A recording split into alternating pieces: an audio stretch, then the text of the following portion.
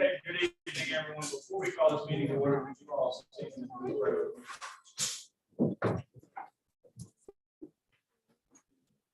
Heavenly gracious Father God, we thank you for this opportunity to come together this evening. We thank you for this beautiful day. I thank you for filling this room up with individuals who care about this district, the students, our teachers, and our staff. We ask that you bless everyone here this evening and even those who couldn't be here, and guide our decisions for the betterment of our district. We ask all these things in Jesus' name. Amen. And we'll call this meeting to order, and we do have a forum tonight. We do have a forum tonight with 6 out of 7 trustees, and I've asked Trustee West to lead us in the pledge of allegiance. To the flag of the United States of America, and to the republic for which it stands, one nation, under God, indivisible, with liberty and justice for all. Awesome. Thank you, God. So it is Monday, April 4th. It is 6 p.m. and we are located in the H.J. McAllister Administration Building in the boardroom, and this is our regular board meeting schedule. And so we're going to take the first item out of order tonight. I want to go ahead and celebration of excellence, since we have celebrated and we'll make a little bit of it. So doing our celebrations. Principal Reyes, how are you? I'm good. How are you? Very well. Thank you for having us, and giving us the opportunity to celebrate for excellence. Students work really hard throughout the month to have the opportunity to be here, so we appreciate that.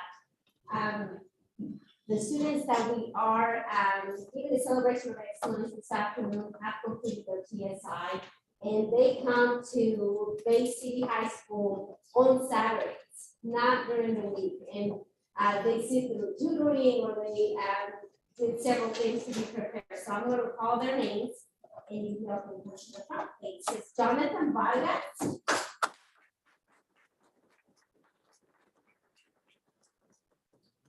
Melanie Bustos,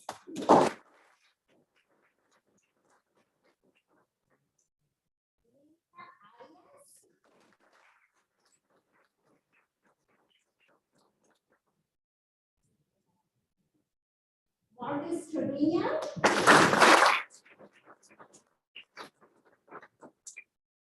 Arvin Bondea, Ethan Getz,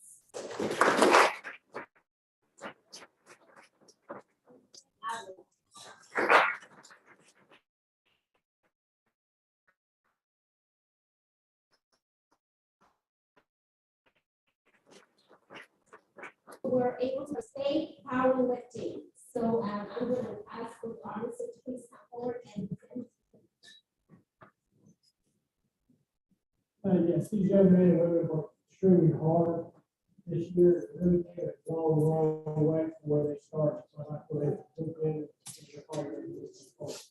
we have 2 young men qualified for the state meet. Regional runner-up, issue 12, the partial best at state, and see the name of her name.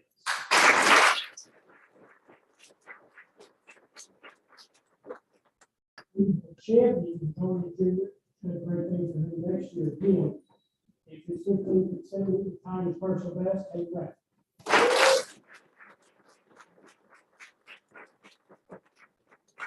Young lady, we started with the regional meet, qualified for the state meet, where she finished 9th, personal best day, she's only a sophomore, Janasia Patterson.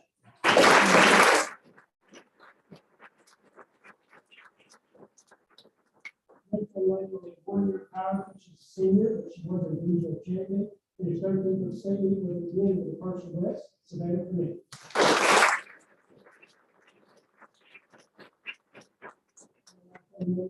Regional runner-up, which is 2nd. Johnson placed 4th under the state medal at the state meet. 3-time total PR, personal best. She's a junior. Expect huge things next year for Sasha.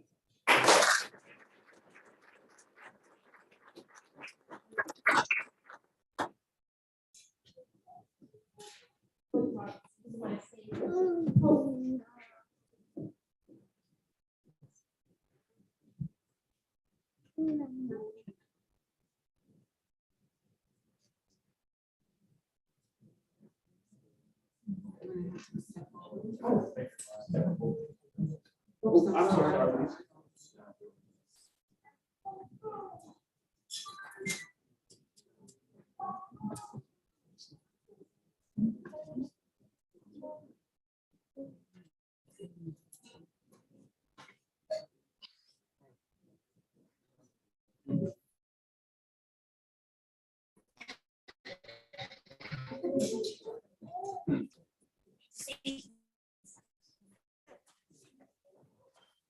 Watch out for that.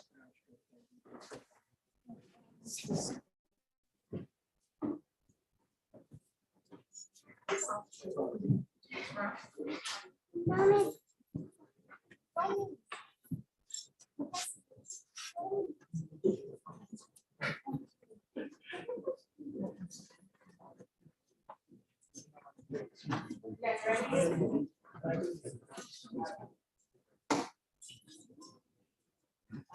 One, two, three.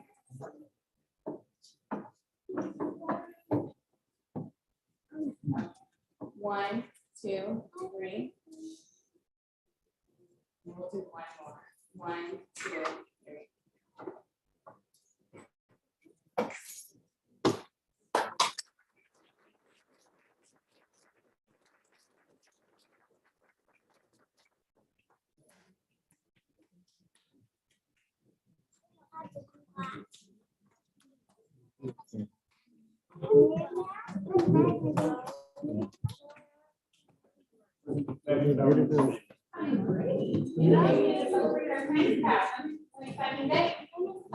So what we're celebrating today is our pre-kindergartners and kindergartners who have either completed their challenges in amplified reading or their ST Math assignment for pre-kindergarten.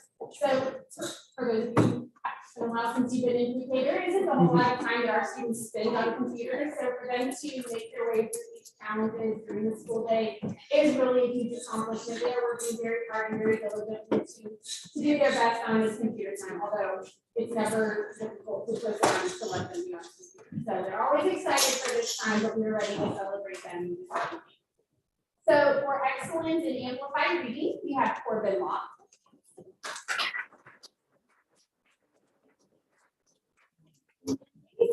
While you're copying for Corbin Law, he's actually achieved both.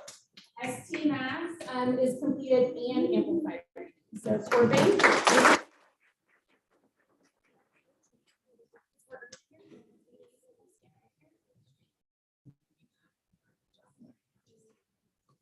Okay, next we have Sebastian Chavez for completing ST Math. Next we have Paxton Shields for excellence in ST Math.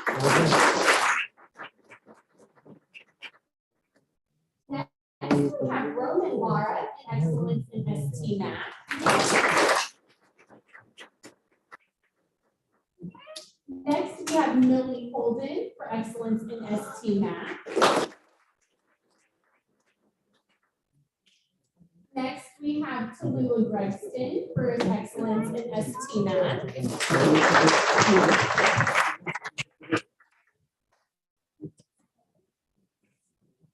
Next, we have Jeremiah Perez for excellence in ST Math.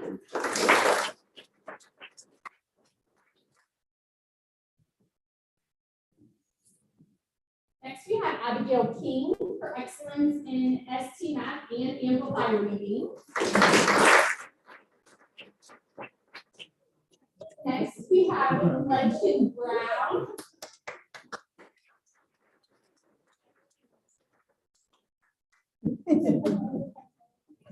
Next, we have Miguel Flores, excellence in ST Math.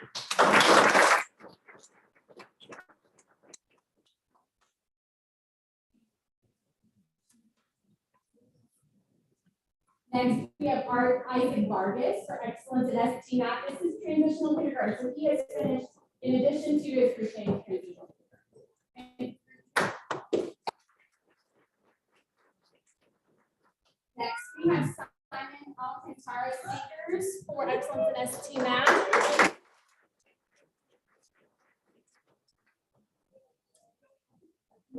Jody Williams and ST Math is.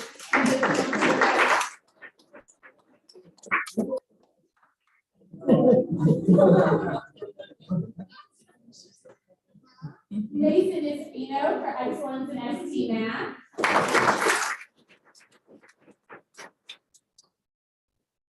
Taylor Holden for excellence in ST Math.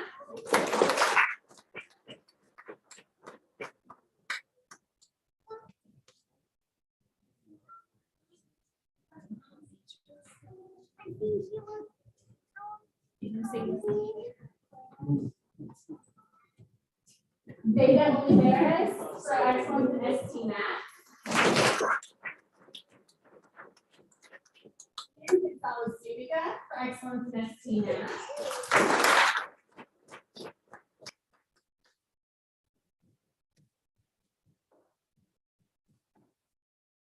Jackson Cortez for excellence in ST Math.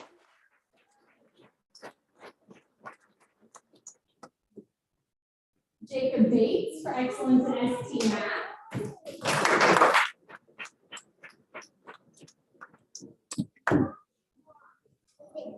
Oh my goodness.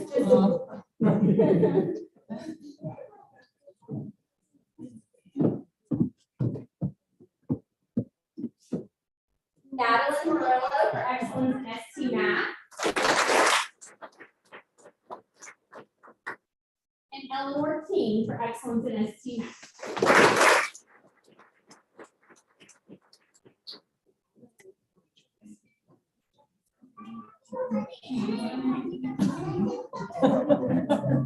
Okay, my friends, congratulations. Can we make 2 lines?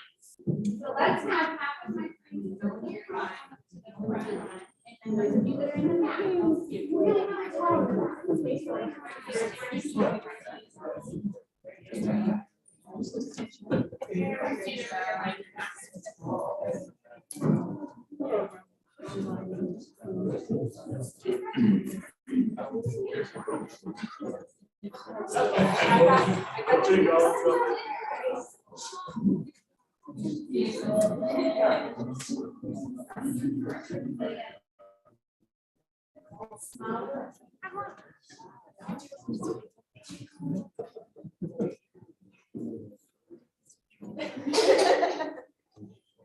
One, two, three.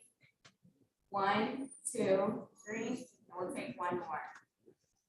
1, 2, 3.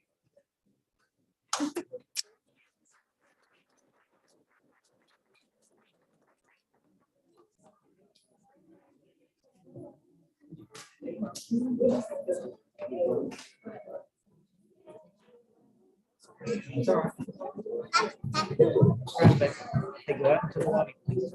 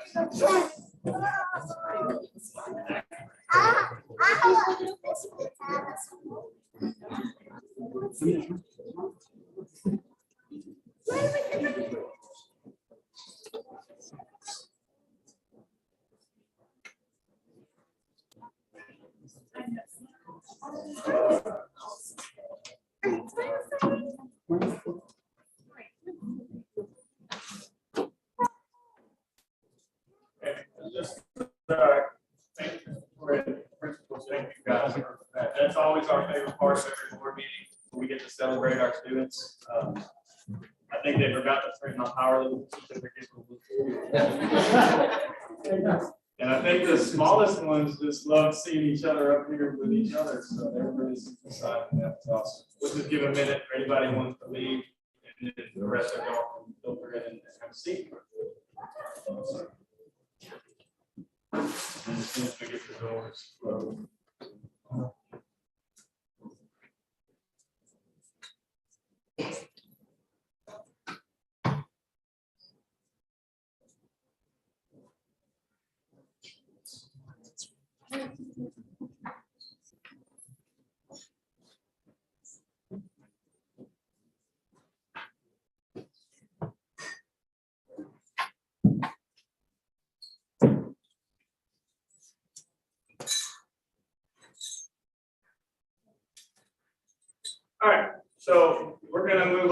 to the next agenda item, and this is a public meeting, and so the public is always invited to attend and in certain forms participate.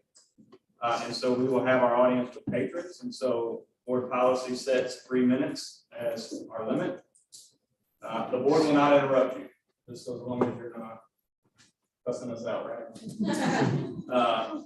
Board can ask clarifying questions, can point you to district policy, and can refer an item to a future agenda meeting if it's not on tonight's agenda. Any item may be discussed since this is our regular meeting, so it does not have to be listed on the agenda this evening. I caution you not to mention specific individuals if you have an egregious complaint, as there is a board policy for following those complaints and the board hearing information. They should preclude us from hearing a level 3 complaint later in the future. I will give you a soft reminder at 1 minute. I'll just say 1 minute, just so you know where you're at. You may not yield time to other individuals, and I'm just going to take them in the order that I have them, that they were given to me. So Victoria Mitchell.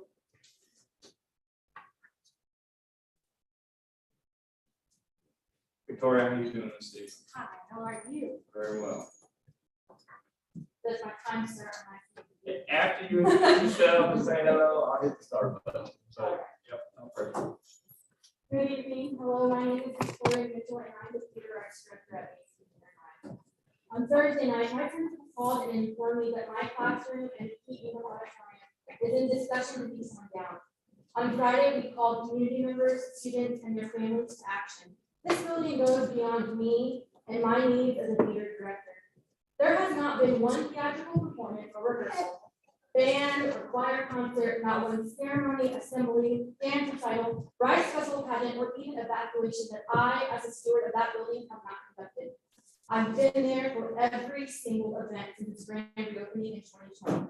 I know exactly what that building means and how it services the people of Bay City. And to hear there were talks without giving me and my fellow directors notice was gut-wrenching. How can we believe in BCIC without trusting that they will communicate with those whose programs would be severely affected without this space? And what are your plans for the young performers of this community? You can't know how that building is utilized daily unless you were there. And if you were not there, talk to us. I don't understand how this will be fairly discussed without data. And no one has asked me for data about my program until this morning, the morning of your board meeting. I have letters from local businesses, nonprofits, and students who use the Keaton room, along with other directors here at BCISD. I'm asking for an extension of time to collect that data from all BCISD programs who use the Keaton room auditorium. Please take this to your closed discussion for consideration. And I implore you to look beyond the numbers. Our building services theater as a class and performance space, yes, but also band, choir, construction, athletic weight room, the training office, TSI, ESL, RTI, algebra, and STAR testing, awards assemblies, NJHS induction, Friday assemblies of the Crisis Center, the Science Fair, school evacuations, and BCPD training, along with community rentals such as dance studios, performance arts centers, and Rise Festival pageants. Do your best to advocate for all students who use this historic building, and do your best to save the Keaton room. Thank you.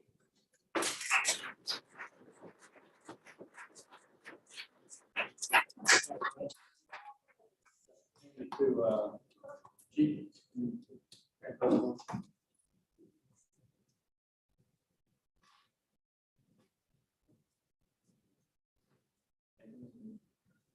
Brooklyn Huddle.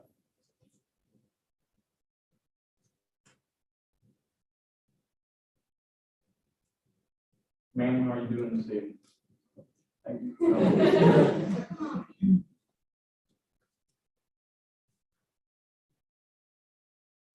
Good evening, board members. I am Brooklyn Hutto, a student of production theater at Bay City Junior High. I know there's talk of tearing it down the theater, but I have many reasons why you shouldn't.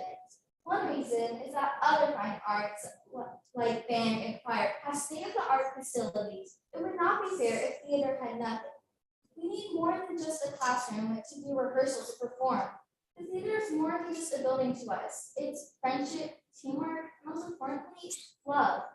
I know it sounds ironic, but when I'm on that stage acting the one that you want to tear down, is when I feel most like myself. What are your plans if you take away our home? So what is the solution? Renovate the theater over time.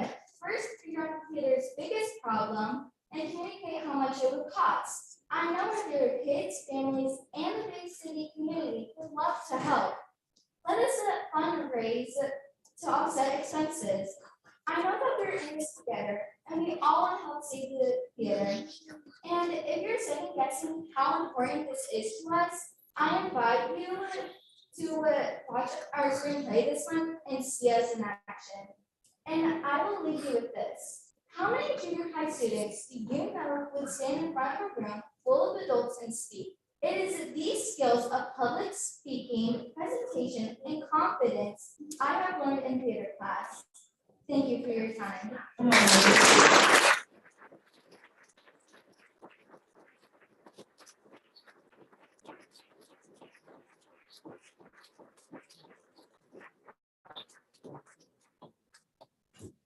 for your comments this evening. Very well spoken, and very great. Thank you. Lisa Moya.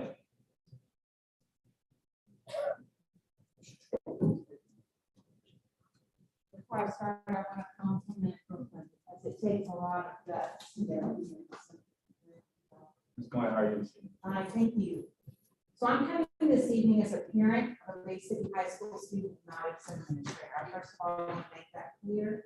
And I first want to thank the board that they're entertaining a discussion item this evening to keep the 16th Street pool open.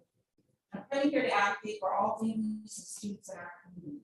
Our pool is currently used by Bay City High School, Bay City Junior High, and includes 2 club teams with a possible 3rd club team in this agreement. High school summer athletics, daily lap swimmers, and water aerobics, and it's also open for daily public swim. Bay City High School and Junior High practices their daily August through February, as well as 2-day practices during breaks, and they host 10 meets per season. If you see in your packets that I just went around, our Bay City High School team is the only sport in Bay City that has competed at the 5A level. There has not been a UIL 4A district for swimming. So unlike our other sports, you'll see there for 21, 22, we competed as a 5A district. All of our swimmers qualified for regionals this year. Our coach, Button, along with a couple of other coaches in the state, worked very hard with the UIL to petition for a 4A division, and on the back of that sheet, you will see the 2022 division, which will be 4A. In that 4A division, we have a very, very good chance. You will also see in the packet that if you look at the 4A scores this year, 6 of our 10 swimmers were qualified for state this year in the 4A division. All 10 of that, the only 4 that did not qualify, that would not qualify for state, 3 of them are freshmen this year, and 1 moved in 1 month before the district and regional championship. For high school swimmers to be competitive, they must swim year-round in club leagues. The closest club league to us is Lake Jackson and Angleton. Coach Button has worked very hard to start several club leagues here in Bay City that are, #1, affordable, and #2, that kids who don't have a ride can use the pool and swim club league. We have Shack Bay City, we have also other club leagues. Aquapass is our feeder team. In summer 2021, we had 119 swimmers registered. In the fall, we had 65 swimmers. They practice daily. Our swimmers have qualified for nationals and state in Aquapass every year. We appreciate the board is considering an agreement to keep the pool open, but we need to get kids back in the water ASAP, and this cannot be a long-term solution. An MOU has never been successful between Bay City ISD and the city. Previously, in 2006, when Bay City ran the pool, we paid for personnel, pool manager, lifeguards, and pool's maintenance. The city was just responsible for major repairs over $2,000. In addition to that, during that 10 years, we paid $16,000 annually for a total of $168,000 for renovations. If you've been to our pool lately, I cannot see what that $168,000 for renovations. Am I out of time? Ma'am, you finish your thought. Okay, thank you. Sometimes there is no perfect decision, but I do ask that you consider a long-term solution for our pool. We cannot stay in that pool. We're not asking you to put lipstick on a pig, but we need to consider a pool on our campus where we can program successfully all day long for the students of our community.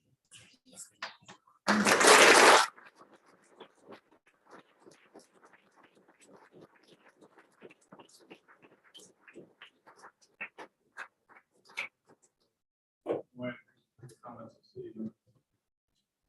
Brittany Glenway.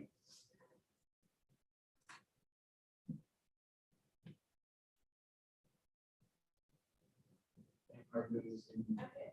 Very good. I'm not as confident as my daughter. I'm actually speaking on behalf of the Lions Club. They sent me a letter that they would like me to read to you. Dear Bay City School Board, we recently learned that the Bay City School Board may be considering the demolition of the Key Ingram Auditorium. We urge you not to demolish this newly renovated historic building. In addition to the many, many students and other community organizations that will miss the classes, plays, performances, and events that the Key Ingram represents, the Bay City Lions Club will be severely affected by its demolition. Every year since 1942, the Bay City Lions Club organizes the Rice Festival, featuring the Rice Festival Queen, who is chosen from a number of contestants at the Rice Festival Queen's pageant, around 20 to 25 in recent years. The contestants come primarily from Bay City High School. The pageant is an opportunity for those who participate to grow in a number of ways. Our pageant director for the last 4 years has received numerous feedback from the past participants about the ways in which the pageant prepared them for college and the other opportunities they had after high school. The Bay City Lions Club has held the pageant in the Key Ingram Auditorium, possibly since the building was built, and certainly for the last 3 or 4 decades. There is not currently another available and appropriate venue in Bay City for the Rice Festival pageant. The Key Ingram has the best stage and best space for the number of participants and for the hundreds of people who come to attend the pageant each year, both friends and family of the participants, and also yearly attendees of the pageant from the community. The demolition of the Key Ingram would be a huge loss to the Bay City Lions Club and to the Bay City community and civil life. It is a key part of our yearly events. We also find this development confusing, as only recently the Key Ingram Auditorium underwent a renovation. In fact, the Bay City School Board granted the Bay City Lions Club a special dispensation to use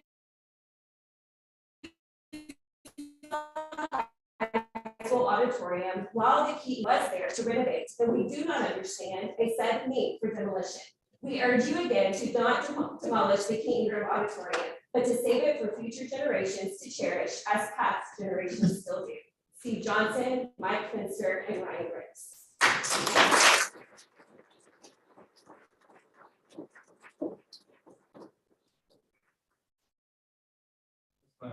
Three comments.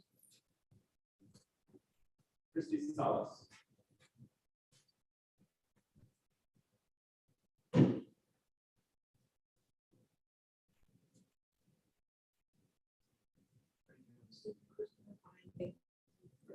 I too am reading a letter. Mine is on behalf of Ray Garcia with the Academy of Performing Arts.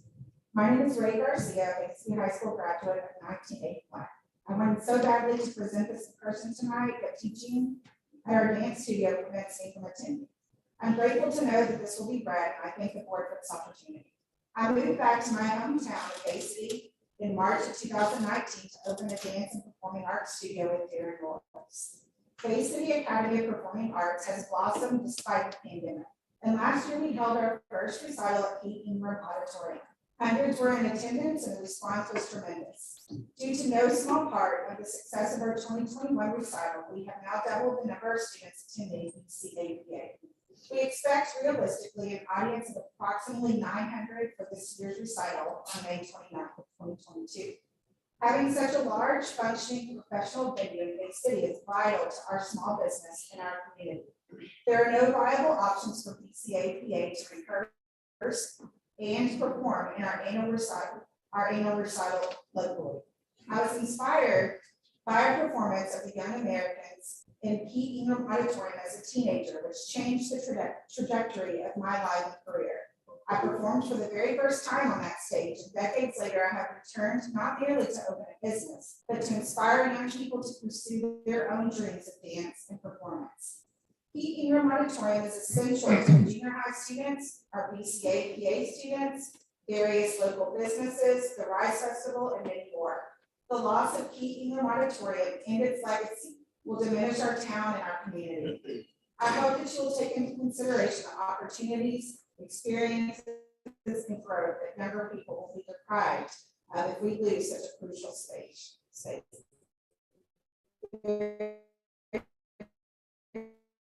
Yours, Ray Garcia. Fellas, thank you for your comments tonight. Michelle Mulvaney. That's it, correct?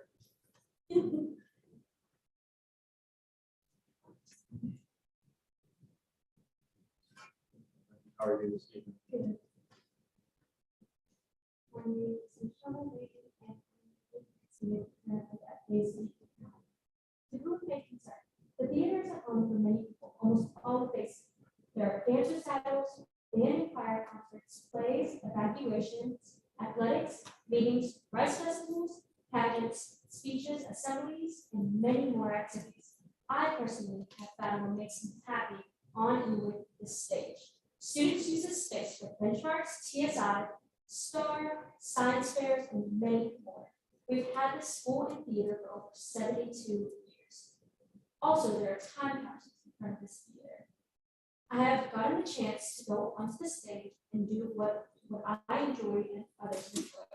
To add to the list of what this theater is used for, there's Bay City Police Department trainings, a marriage proposal, student of the month, construction, and again, meetings and assemblies, NJHS inductions, weight room, and also theater once again. Plays aren't the only use for this building. Thank you for the chance to hear my heart.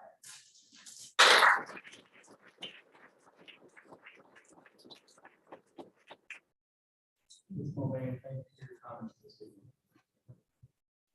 Perla Mendoza. How are you this evening? I firmly know that there's no reason to money. So many programs for teachers to perform. My classmates and I have used the theater to perform our play Can, which was the first time I was on stage, and also some of my classmates' first time. How are we supposed to put on a play next to no theater? This theater has brought many good memories to me in a short time. We hold many stuff in our theater like plays, choir, concerts, pageants, and NHS program, guest speakers, and when we survive. I feel like our theater should not be destroyed because this theater and the black box is all us dear students have. And if you think we'll be fine in regular classrooms, that is not true because we need a lot of space to practice for the show. We won't have a sound system in the classroom, we won't have a light system, or stage, or curtain. We won't be able to be loud because we are going to disturb our class. These are the reasons why theater should not be destroyed.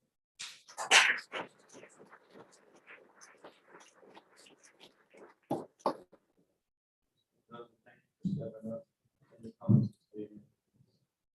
Amanda Walke. Oh, very good. Amanda Walker.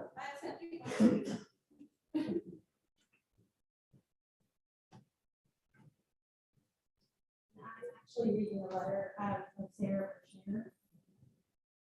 Attention Bay City ISD School Board and Trustees. I am Sarah Berkshire, and I am the director of Lynn Bates School of Dance in Bay City. It is brought to my attention that there may be a discussion about taking down Bay City Junior High Auditorium. I will highly disagree to this, as we have always had our annual Lynn Bates dance recital in that building for years. Flashing back 2 years, when I was dancer at Lynn Bates, we would always look forward to performing on the Pete Ingram Auditorium stage. I was a dancer for Lynn Bates ever since I was 4 years old. It started off as a plain and simple auditorium that had simple lighting, The music was played on cassette tapes, and dressing rooms were only in the cafeteria. No matter what simple functions that Mrs. Bates and us dancers had to work with, we absolutely loved performing on the stage. This was a time for us dancers to shine bright on stage, and a time for families and the Bay City community to gather and watch amazing dancers talent. Since I am currently the director of Lynn Bates School of Dance, I got the chance to schedule in the auditorium rental last year and this year. When I toured the auditorium before booking Lynn Bates' 45th dance recital last year, I was in awe of how much the auditorium was renovated from since when I used to perform there. Seeing the new lighting system, music system, backdrop, and backstage dressing rooms was a wonderful thing to utilize in the recital last year. It has always been a pleasure to work with Victoria Mitchell and the staff at the auditorium for dance recitals. It has always been an easy process to schedule the auditorium rental for recitals, work with the newly renovated system and lighting, and cleaning up after the recital. The auditorium manager and staff have always made it a welcoming environment to me, my dancers, and dance families. It takes a lot of teamwork to make recital run smoothly and successful, and that is what the Keith Ingram Auditorium staff does. I look forward to working with them this year for recital as well. Keith Ingram has always been a place not only for dance functions, but for theater use as well. It is one of the largest auditoriums in Bay City that is beneficial to dance, theater, and production use. It has always been a place where the community comes together to make memories and gather to be entertained and reunite to a historical place. As we begin to get ready to have another successful recital on June 5th, I believe that the Keith Ingram shall stay standing because of the history, usefulness, community memories, and success of the auditorium. Please think this over. Thank you for your time. Sincerely, Sarah Rogier, Lynn Bates School of Dance Director.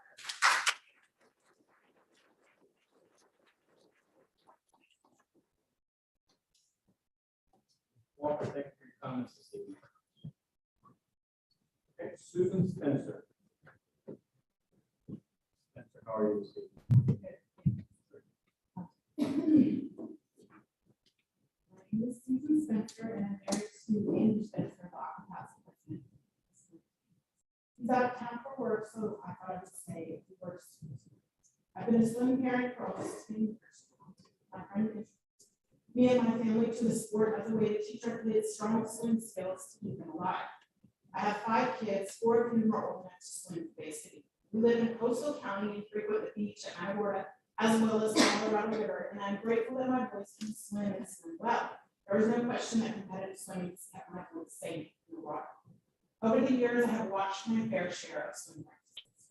At first, I just saw a bunch of kids having fun in the water, but that's not all I saw. I saw parents talking to one another, parents of all ages, kids, and backgrounds, watching each other's kids learn strokes and how to swim faster in the water. I saw friendships being made, both kids and parents. I saw strong, quiet, shy kids go from being very timid in the water to growing stronger and more confident both in the water and outside the water. Kids who would never play football or baseball. I have seen 6-year-olds who could barely get across the pool become young teenagers standing on the high rocks and swimming like torpedoes through the water. I've seen young kids encouraging one another and sharing with their teammates. I've seen those same shy kids standing on the blocks at state and national championship in places like Texas A&M University and Liberty University. I call the kids that I've watched swim since they were young grow up through our teams and come back. I love the cat coaches and leaders. You see, swimming is a stereotypical sport. There are no coaches who pick their favorites to put on the field, no tryouts and no letdowns. As they say in swimming, if you got a lane, you got a chance. Swimming is all about the swimmer facing that cold pool in the morning, every morning, and let's be clear, even summer mornings at 7 a.m. and getting themselves across the pool over and over again. It's about determination, strength, and drive. That's why so many of our town's civic, educational, and business leaders and their children have been or are currently members of our swim teams. I'll list a few names that you might be familiar with. Franz Electric, owners, our former swim parents and team donors, Patrick Spartan, Owners of swim parents, Tim Powell, Chief Nuclear Officer, STP, former swim parent. Cheryl Bostic, Vice President, Prosperity Bank, former swim mom and swim friend. Ashley Hack, Principal at T. Holmes Elementary, former swimmer and coach. Breaker Pest Control, owners or former swimmers and swim parents. Trent Tennant, Bay City ISD School Board, former swimmer. I could go on, but you get my point. Swimming is part of how we train our leaders here in Bay City. It's how we teach our kids to get up and face what's ahead and get after. It's how we make them strong in life, and that's why I take my kids to practice over and over again. It's part of our tradition here, and we do it well. Help us keep it here for the next round of Bay City leaders and their kids.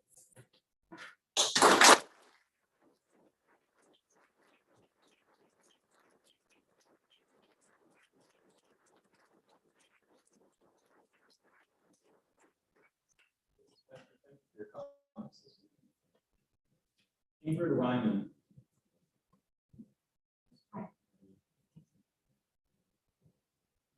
Look around, see all these swimmers.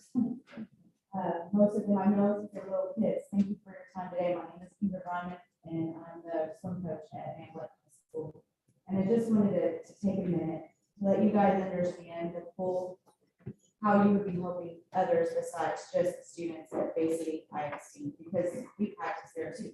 A lot of people don't know that. They don't realize that Amblet even has a swim team. But let me tell you, we sure do. I have a team of 12. They also all qualified for regionals this year, where a majority of them also made it to the finals there. Also, a 3A school competing in a 5A division. So what they're doing is amazing. The freshmen and sophomores, they're young. They're just getting started at the high school level. And it's really hard for me to look them in the eye, tell them I haven't tried everything I can to become a swimmer. They have a lot of relationships with their high school swimmers here. In fact, these guys, I'm cheering for them just as hard when they're swimming for Bay City as I do for my kids, because they're all my kids. I've known them all since they were little, all growing up. So they're competitors, but they're also teammates from when they were young. Bay City Aquacats, they feed our programs. They're what makes our programs what they are. The majority of those kids all swam with the Aquacats. And I was a swim mom for a really long time. Amblet was going to lose their swim program. They needed a coach. Well, they're going to lose their program. Okay, I'll coach. So I became the swim coach, and I tried my hardest to be the best swim coach I could for these kids. I'm very proud of what they've accomplished, and I just want to do everything that I possibly can to help them stay in the water. Some of them have dreams of being scholarship swimmers in college, and they don't have a place to swim. I can't give them that opportunity. We thought about other places where we could go, but all of our students are multi-athletes. They're doing a lot of different things. The only way that works is if we travel, they go home at 9 or 10 o'clock at night. And that's just not fair for them. And it's not going to be productive for them during school hours. So I just ask that you please consider when you're thinking about what you're going to do with school, that it's not just affecting Bay City ISD, it's other community swimmers as well, and they're all family. Every swimmer in this community is all family. So I thank you for your time. Don't forget Amblet's still here. Thank you.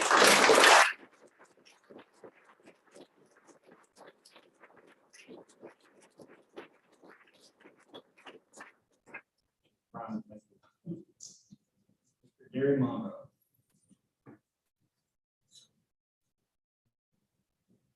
Monroe, how are you today? I'm good, man. I want to say this, I went to Gates and they tore our field down. Never been the same since. So you might want to listen. You'll never understand. Talk about what you guys are talking about. Trustees, you don't have to answer, but have you all filled out your disclosure forms? If your attorney is sitting here, I'm trying to figure out why you trustees have not filled out the right disclosure forms. And it's good that I got a room full of taxpayers so you can understand what I'm talking about. If you're a trustee, you're supposed to fill out a 176 disclosure form, not the one that's, you can fill the one out about the gifts. I'm talking about the one where you might own an interest in a company that the district may do business with. Now, I know some people are going to say that never happened, but before I stood up at this podium, My investigators had already did their work. Somebody on this board, right now, you are in violation of state law. And if you tear a building down, then I'm gonna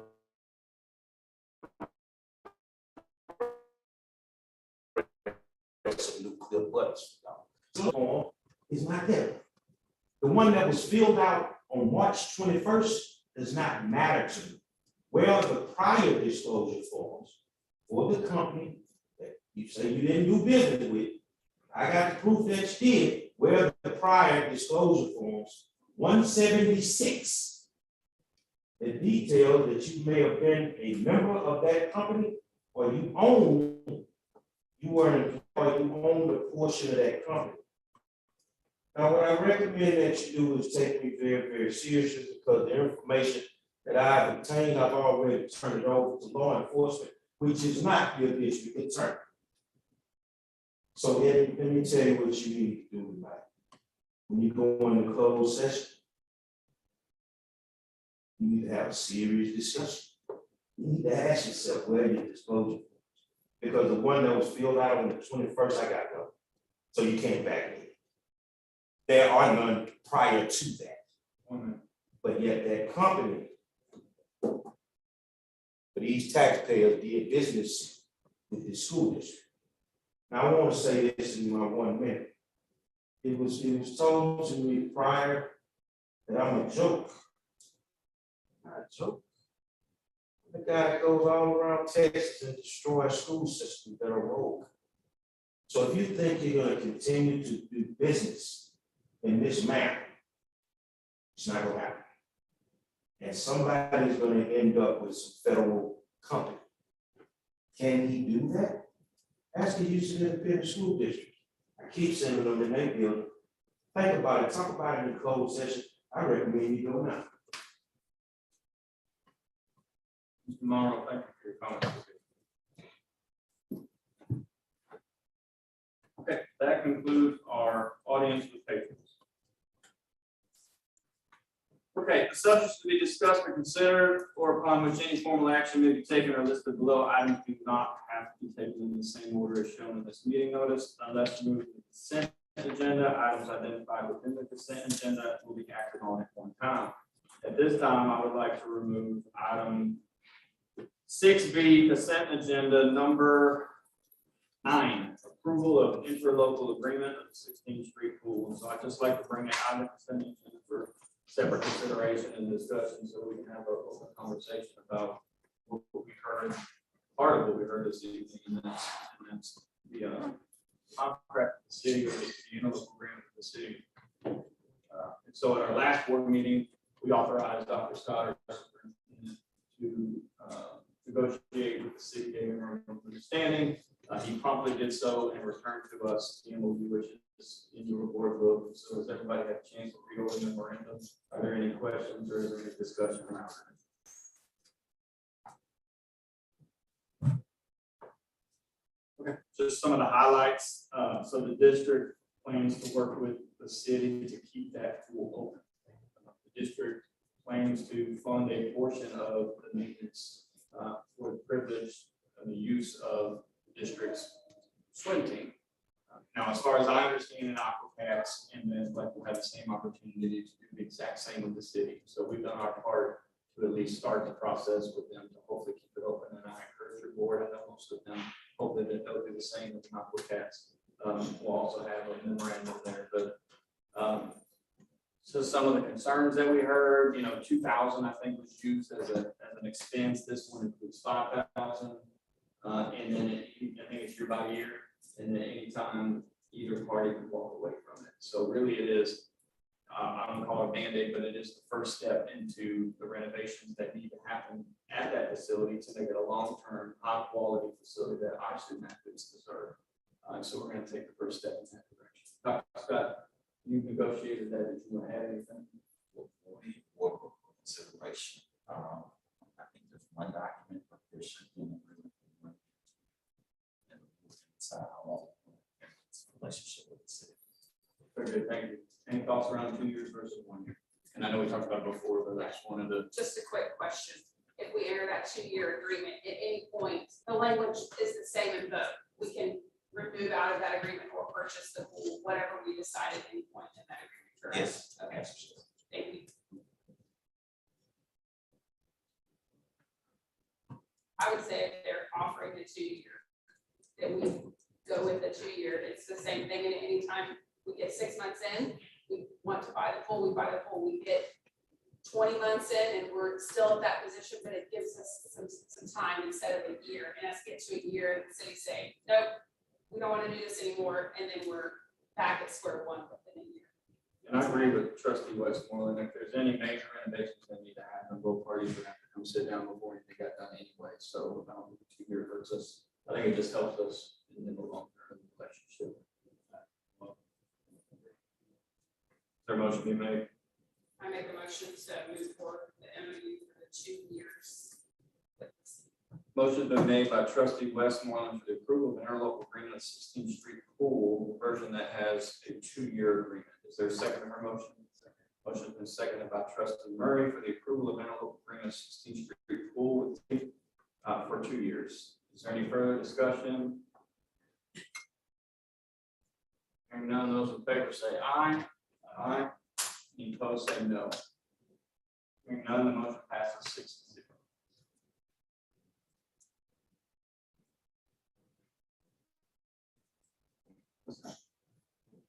This is a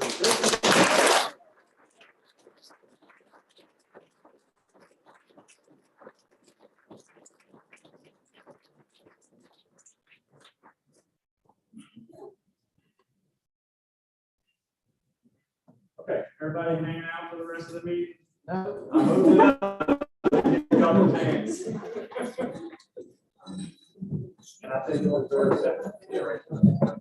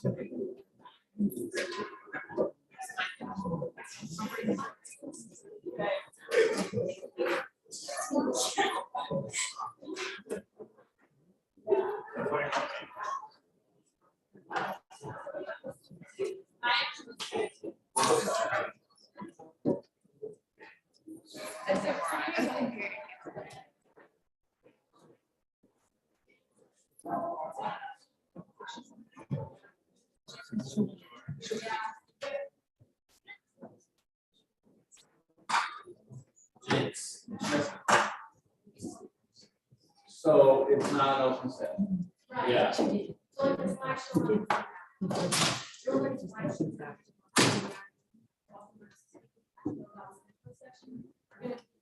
Facilities. So discussion coming. Yeah. You'll hear it. And that's open. No, Got the open portion of the meeting is over. Okay. And so we will go. Oh, no, you can stay. You can You say, can't participate verbally with the board, even though we're doing that. it is happening in open session. We're in open. If we go to closed session, we will leave. Oh, okay. It's fine. Sorry for the confusion, I didn't understand. Okay, 6, facilities discussion. Take possible action. So, got that, Scott? Savage, how are you this evening? Good evening.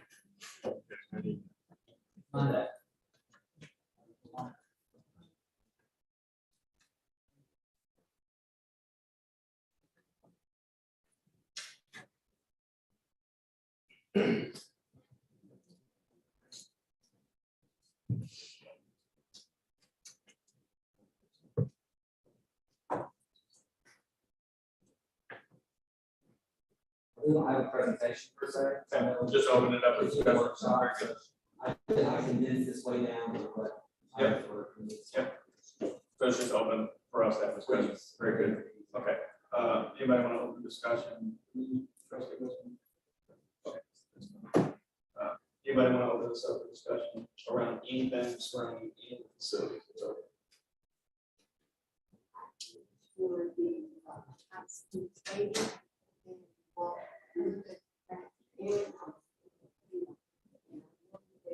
considering, doing something with the track. Make so we will be doing something with the track and also feel. I think if we will open the water pipes, 3 of them over next to the ground is so hard. And there's so many holes in that ground that someone can get. I know we were talking about doing it. It was last year. Not well,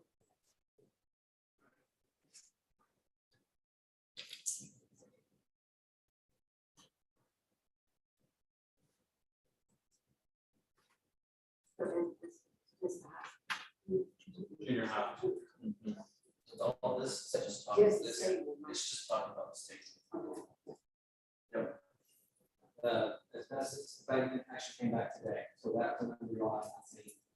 Surprisingly, there's not much asbestos that's contained just to the home field house, because it was abated in 1997 and 2000. So there's not much, but that's one of the bids I got today, just to show an estimate of what it would be for this asbestos abatement for demolition. Demolition range on the screen, that's just a range of estimates I got. Of course, it will have a skilled bid proposal that will be the legal process, but I wanted to get a number that throw to you all. Yeah, I'd like to see Trustee Robinson before we talk about getting rid of the field and the track, what it would cost to repair it. I know a lot of programs use those facilities as well.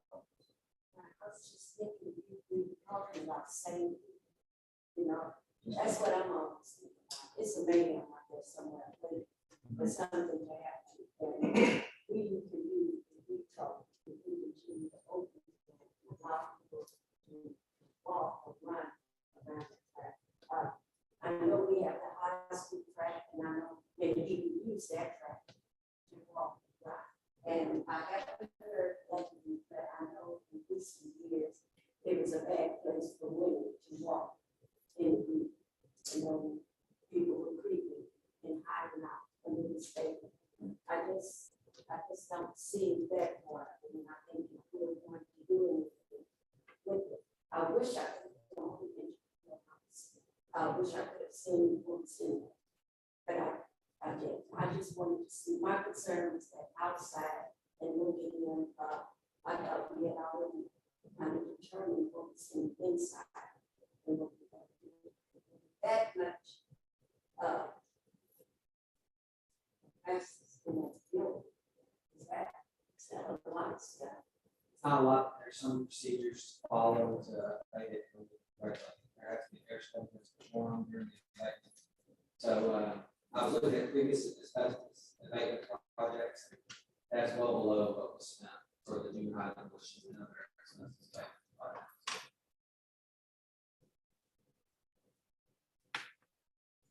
We don't have an idea of what it would cost to restore the track. I do not have a bid or estimate for track repair. And the field is repaired too, right? Scotty said that like each hole going down. Drainage and water shape. I think it would need extensive renovation. It's right.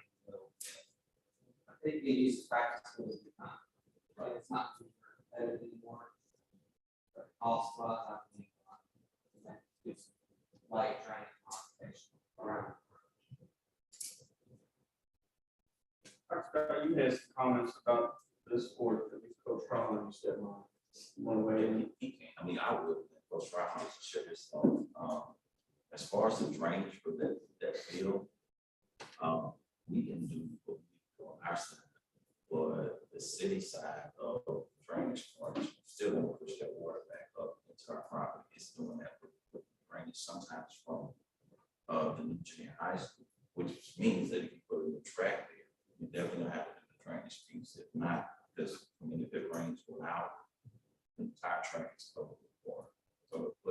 field service in there, which is probably gonna be no less than $4 million, just to repay it. That's probably gonna be both. But we definitely have to do more work. It's kind of going around there. We'll try. I can't talk to you, but the track needs repair. They're on the whole thing. It's like it's an asphalt track. There's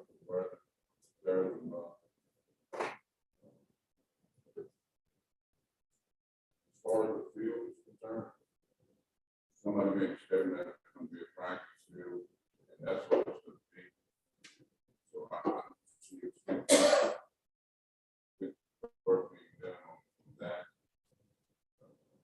Little fertilizer, little seed, maybe. I don't know how good that's gonna work. Can't keep people off. At 1 o'clock, stop by there on Saturday or Sunday. There's 40 people playing soccer. I just don't know if we can do anything to get things better than when you get into the stadium. I understand the stadium is gone. That needs to go. But that old field house right there, I need to know where the structure damage is. Because we don't see any leaks. It's the biggest weight room. It's got a big laundry room. It's got a big coaching office. Got a head coaching office.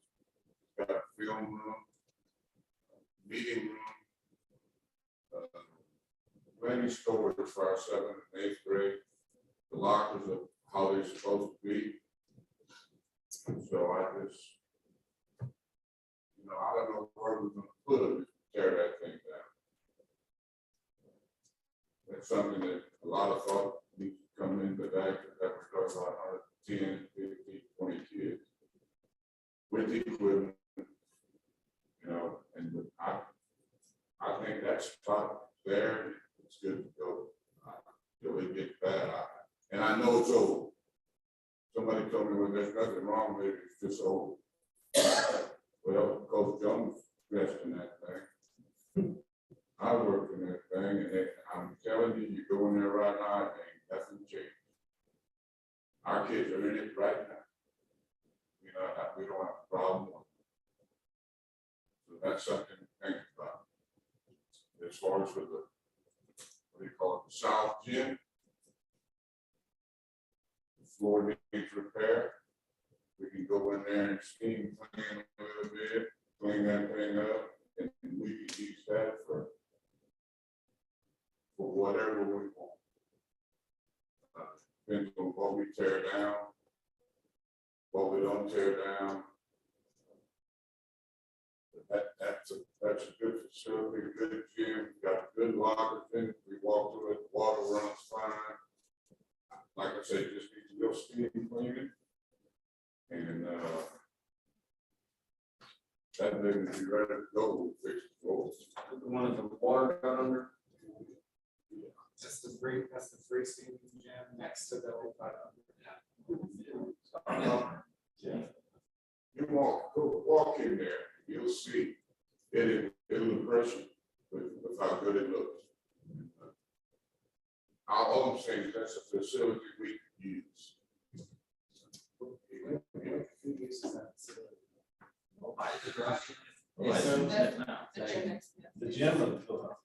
No, the gym. Oh, okay. From what I heard, the power shop, will not spot it on the junior high. And then he got on the public floor. Also, this is a very big facility, like moisture, so that's what I heard. A lot of power, dehumidification. It is a solid structure. It's built for, you have girl showers, girl lockers. It's always been girls. You go into that side of it, this needs to be clean. Fix the floor. You can have PE classes in there. You can have dance classes in there. The weight, we put a weight room around the walls in there. It'd be huge. But I did meet with Target Sports last week, we did a walkthrough, since the contractor job, saw some floor out the substructure. They have a really neat product, it's multi-surface flooring. There's a lot of potential. Very cool. It's pretty great. So originally we heard that it wasn't savable, or at least it was gonna be potentially to your credit, but you may have a solution not to do that. Yes. Then I think we defer any conversation on what to do that building until you come back with a better solution. Yes, sir. Just for clarity. Just for the gym floor. Are we saying that this south gym, is that what we're about, that could potentially be for a replacement of the field house if we retrofitted it? That'd be a lot of money.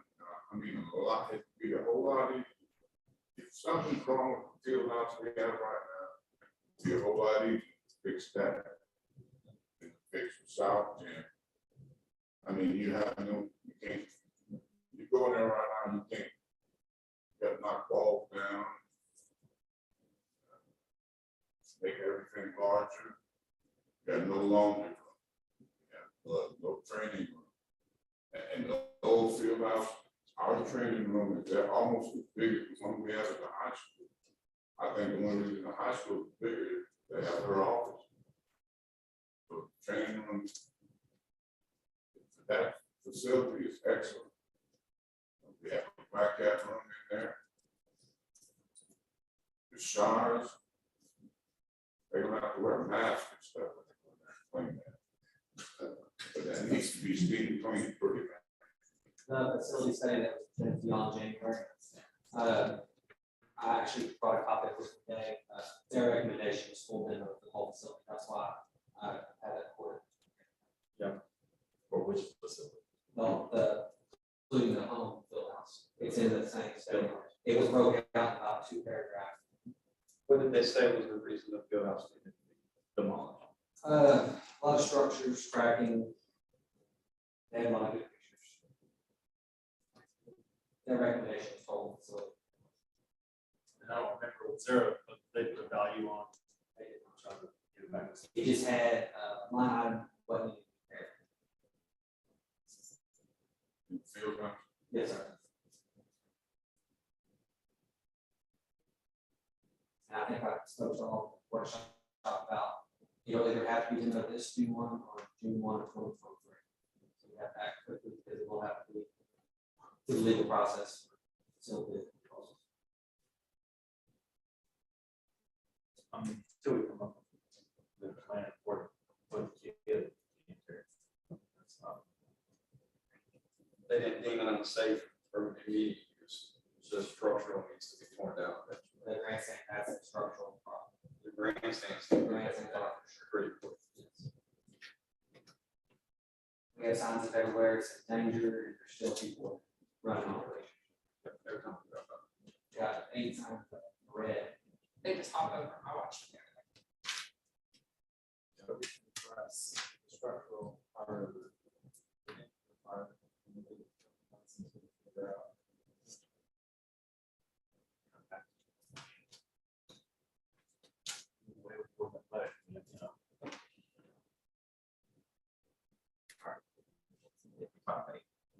Can walk your direction on each of these projects, like one at a time.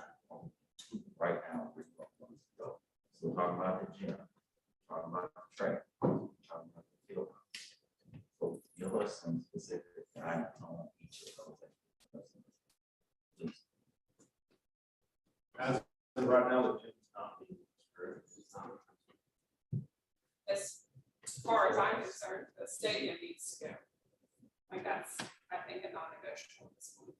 I understand boys athletics needing to find a home, a place somewhere. I don't know what the cost would be to do the south gym.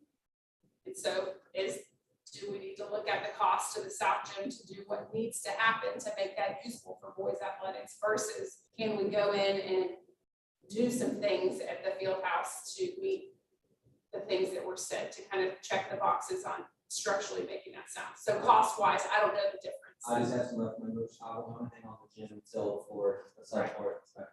So I say we move forward with the demolition of the stadium. Before we make any decisions, we'll hear from Ms. Cummings. Yeah, Ms. Cummings, Dr. Costa, Ms. Cummings had some comments. Ms. May. Thank you. As far as, first and foremost, no, we are not using the South Gym as of right now. That has not been used since the junior high got to the building. The stadium itself, from that board meeting, we have not used the stadium itself, so that doesn't interfere with athletics right now. This, since January, they have used the track in the field, they do not use the stands. So the stands is not being utilized. The field house itself, that is utilized 2 class periods out of the first and 7th period. It affects about 150 to 200 kiddos on a daily basis. With that being said, if that were to come down, they need to have a different place to go to before that comes down. When we walk the facility, if it were to be, we can still use it while we figure out a solution for it, that'd be great, because the South Gym itself, first and foremost, that floor needs to be replaced one way or the other with whatever it needs. But with that field house, it has storage for all of athletics. We've got football, I mean, we've got shoulder pads, helmets, everything that goes along with it. That weight room in there could move to the South Gym once that floor is done, so we'd be fine there. The lockers are a lot larger in the field house than they are in any of the gyms right now, because they're very small. Just put those up there. The lockers that are in the field house are 2 to 3 times wider and at least 2 times as deep. If we were to take those and put them in the South Gym locker rooms, you would have no room to change. So there's a lot of different things. And then you've got the laundry facility. There's 2 commercial washers, 2 commercial dryers in that field house right now that take care of boys athletics, uniforms, and all that stuff.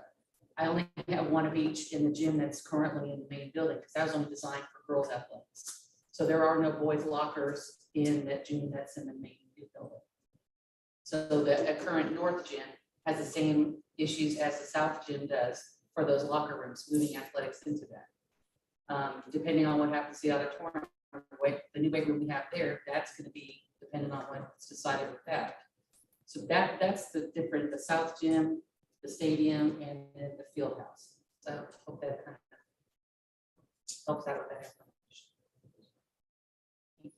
So I think at this point, we can have a motion in a minute, but the field house needs to stay for now. The gym, we need to. You said field house, like, be specific though, right? Because there's the home and there's also the visitors. Sure. And the visitors one needs to be taken down. Do we use the visitor? No. No. So that's included in the stands. Yes. My suggestion would be like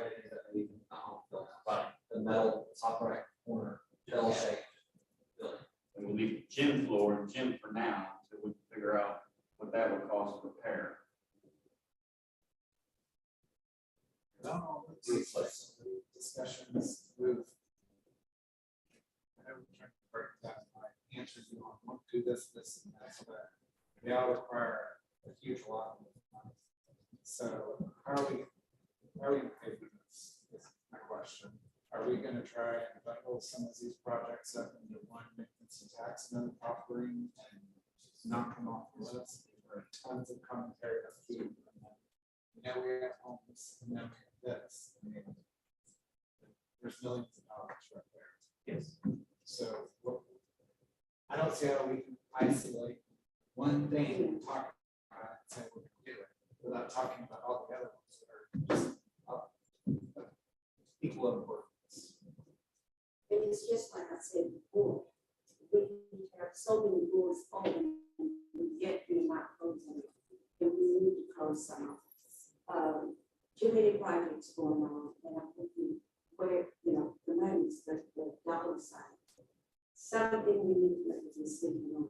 I did feel about the field house, but I'm also kind of confused because you said that the South End can be used for weight room and all of that, if we get the flooring and if we do all of this stuff. Is that as the weight room? We have to put the weight room around the wall. So the middle.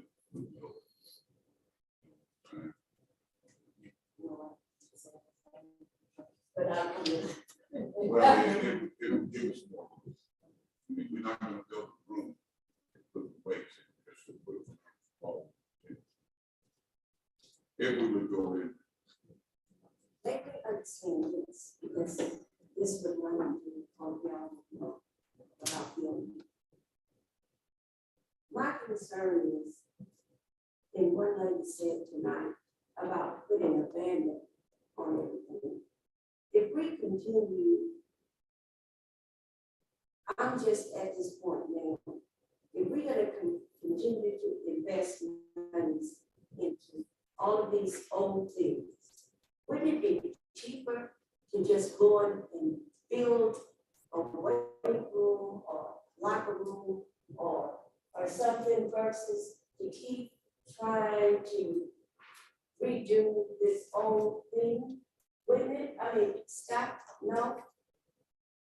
Today's age, new buildings. But this is gonna come down to a lot of money of keep renovating and renovating and renovating and renovating year after year after year.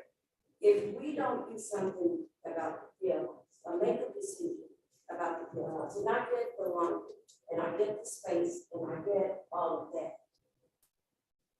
But if we can, and it's not going to be done tomorrow, and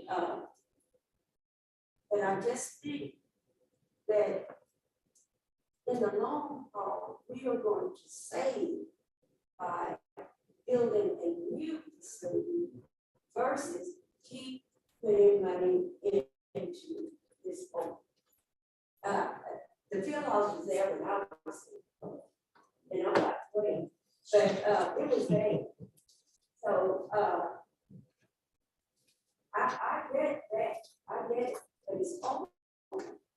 It's old, it's old, it's old. And if we're gonna tear down that track, and I'm still wondering, how are we gonna tear down those things and it not affect the track? Very careful. I've been told it's possible. I'm trying to visualize that.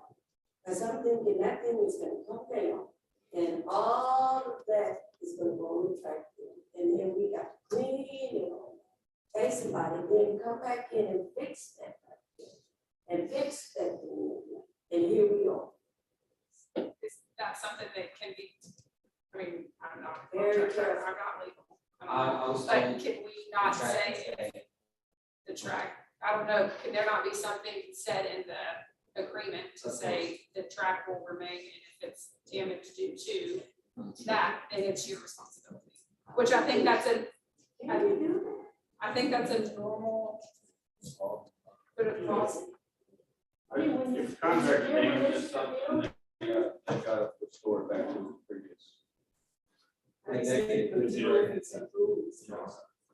Here's what I'm not, like Priscilla said, people that know about buildings, I don't know a whole lot about buildings and construction. I'm just tired of trying to be the one that decides everything about all the facilities. I mean, you guys have given us facility structure studies, the architects have made their recommendations, and we just need to move on with what's recommended. And if we need decisions tonight, well, the stands are dangerous to the community, and I don't care if the track stays or goes, we can put a new track in later, I don't know the cost of that, but we just need to come up with something soon, because we're sitting here talking about stuff, it goes over my head. It's over mine too, man. It's still over my head. I'm just. Do we want to authorize Dr. Scott to move forward, getting bids on the demolishing the grandstands and the south home or the visitors and leave the home and the visitors? Yeah, I thought The gym would be off. Right, the gym's off. it's just the stadium and the south field house. Yep. Everything but The current field house that they're using. And we can figure the track out there, we can figure the field out there, that can be used for, and Priscilla's point, we can, Trustee Robinson's point, we can stop trying to fix up old buildings, and if we can build something new, great, if we can't, then we're just gonna have to do what we have until we can. That's kind of where we're at with all the moving parts. So do we need a motion? If Dr. Scott would like a motion, I'll move forward, right? Stadium seats for visitors. Professional. Yes. Yes. press box, very good. Yes. So this is a motion, to get a formal. Yes. Just to get that. Just to get moving. Yes. So I make a motion to have Dr. to direct Dr. Scott to forward with the demolition of the stadium and the south visitors locker room. Motion's been made by trustee Westmoreland to authorize Superintendent Dr. Scott to move forward with getting proposals for demolition of the stands, grandstands, and the south visitors field house. Is there a second to her motion? Motion's been seconded by trustee Robinson. Is there further discussion? All those in favor say aye. Aye. Any opposed say no. Hearing none, the motion passes 6-0. Okay, we are still in facilities discussion. We want to move into, is this all you had for us? Very good. I'm gonna try to move this efficiently as we can. Team auditorium, this is pictures of it this morning. As y'all know, we talked about it in the workshop. Just the current photos of the roof. This is current pictures today, of the chiller and boiler of the facility. They are not able to be repaired. It is complete replacement. 1986 boiler, 1995 chiller. These are the numbers for this project. Roofing and ACE, 1.1 million. New seating inside, paint and carpet, roughly 5,000. And all new exterior doors underneath. The total project cost of 1.55 million. There has been money approved. I know there was discussion at the workshop about deficit and all that. So that's a bit, this is just, these are numbers as of today. My personal view is if you're gonna do it, do the whole thing. So you have a nice facility. Let me jump in. One question for you, how far out is the replacement chillers? 40 weeks to get a chiller. 40. So based on my conversation with some comments, is that really told on based on the temperature. So I would say to the board, just probably needs to come up with discussion. So if the other party, I want the black box in the auditorium this weekend. That black box is still in some additional work. I mean, you actually went in and looked inside. I don't know how much that would actually cost. That you might want together. There's some things, if you're gonna put this much money into it, you may as well take another $60,000 to $800,000 and fix the price. It's just my thought. Yes, all the kitchen equipment still on the side, the original cafeteria, the junior high, everything was left in. We put all the kitchen equipment out to the auction this month, but it is full with safe props, ready to walk, from all safe props. It is definitely fire hazard. We've been discussing trying to come up with a solution where to put all this theater equipment. I don't think it's here currently. So that's the point. All the stuff that's in there, maybe the purchase of storage or theory equipment, purchase. So we have discussed it. Mr. Johnson. what happened, but it is a fire hazard.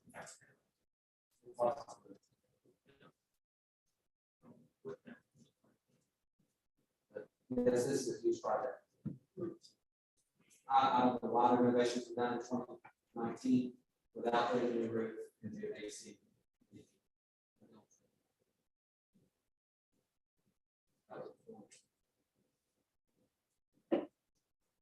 Questions on this?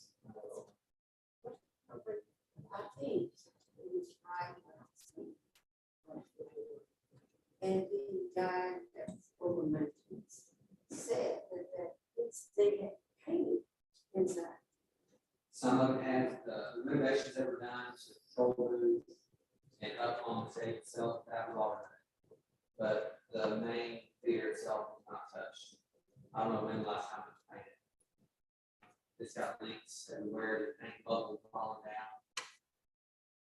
There's stains everywhere. It's definitely disrepair. I'm worried about the structure. I know the facility was built in 1928, 29, so it's 73 years old. When the roof was walked, there was soft spots. This roofing quote estimate here does not include any type of structural repair. So I don't even have a number put on that. But we heard very loudly from the community, teachers, parents, students about the need for the program. Dr. Scott, you shared some comments with us. So, Before Dr. Scott speaks, school, I don't think it's,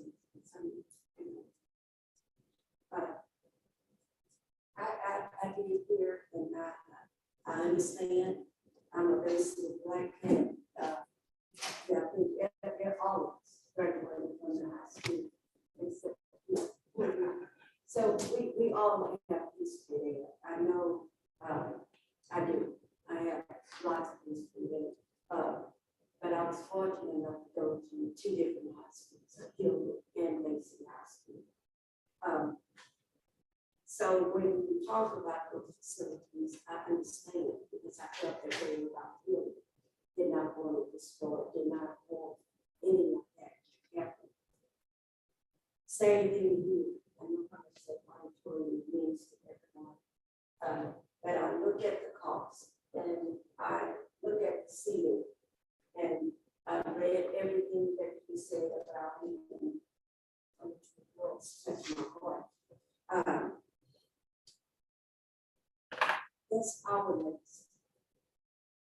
These youngsters coming through is their home. They need their home ownership. We had that opportunity to move into new buildings and to take ownership of that. I would want my kids to have that home ownership. Nothing that they do to that building would take my memories away. Nothing. I have some memories of that high school that's embedded in my heart, and nothing that they could do, tearing down, rebuilding, I still can envision things going on that property. So I understand what everyone is saying, but when I look at what all needs to do versus what we need to do, the things that have been passed down to us from other boards, that decisions should have been made, but now it's on us. I understand, and I'm gonna be the bookie man in this building. I'm always the bookie man. I would say tonight and to anyone, my legacy remains there. And nothing anyone can do that they carry down is still there. I understand as a kid, I understand. But I also understand that my grandkids deserve to have their home. And if we can build another VA, and these youngsters can create their own legacy, I would much rather invest that kind of money into a new building so those kids would have their own versus us keep going back and put band-aids on the old building. Those seats in there, I've lost a few pounds.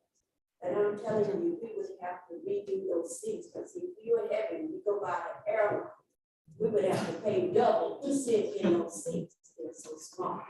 So I just think if we are going to be good stewards over the finances of monies over ACISD in the long run, I think we will come out better. Sorry. But we can make some accommodations. I really think that we can. That Lynn Banks can go to seats. Our mineral property that has been used maybe 2-3 times a year. I know what's going on the junior high. I know that it's huge as all of this, but we have 1, 2, 3, 4, 5, 6, 7 people more that can put their heads together and be creative and find a way that we can accommodate why we are building. And I would suggest build a new facility of the day, another auditorium. Let our kids have their own legacy. We have to stop saying, I remember when. I remember when. I remember when.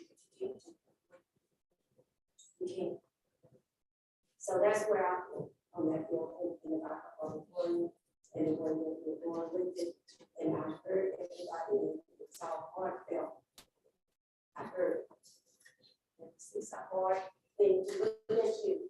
But I'm gonna look you in your eyes and think, I love you, and I love everything that you've done, and I would think our students deserve that all thanks. Junior high school, these kids coming up, we have a brand new high school. We have nothing wrong with that high school. We have great. That's what he said, that high school. That all kids have something to say. That's all. I'm saying. And I'm done. Thank you. So, since we're on the auditorium, and I'm not gonna say we got wrong information, bad information, misinformation, but we've heard that it was only used 3 times a year, and from what I'm hearing and talking to a lot of different people today, that it's used constantly. And Dr. Scott makes some comments in an email about the program itself needing to be cut back if they didn't have access to an auditorium. And so, Principal Cummings, can you talk to the usage of the auditorium as far as the fine arts programs, the other programs, not even the outside? I understand we can move a Lions Club, or we can move a big I'll just talk dance. about junior high. We can move those somewhere else, private facility, but just our junior high and its usage. Absolutely. First and foremost, it's used on a daily basis by the theater arts class. That class is a larger class than your traditional like content area class that fits in a regular sized classroom.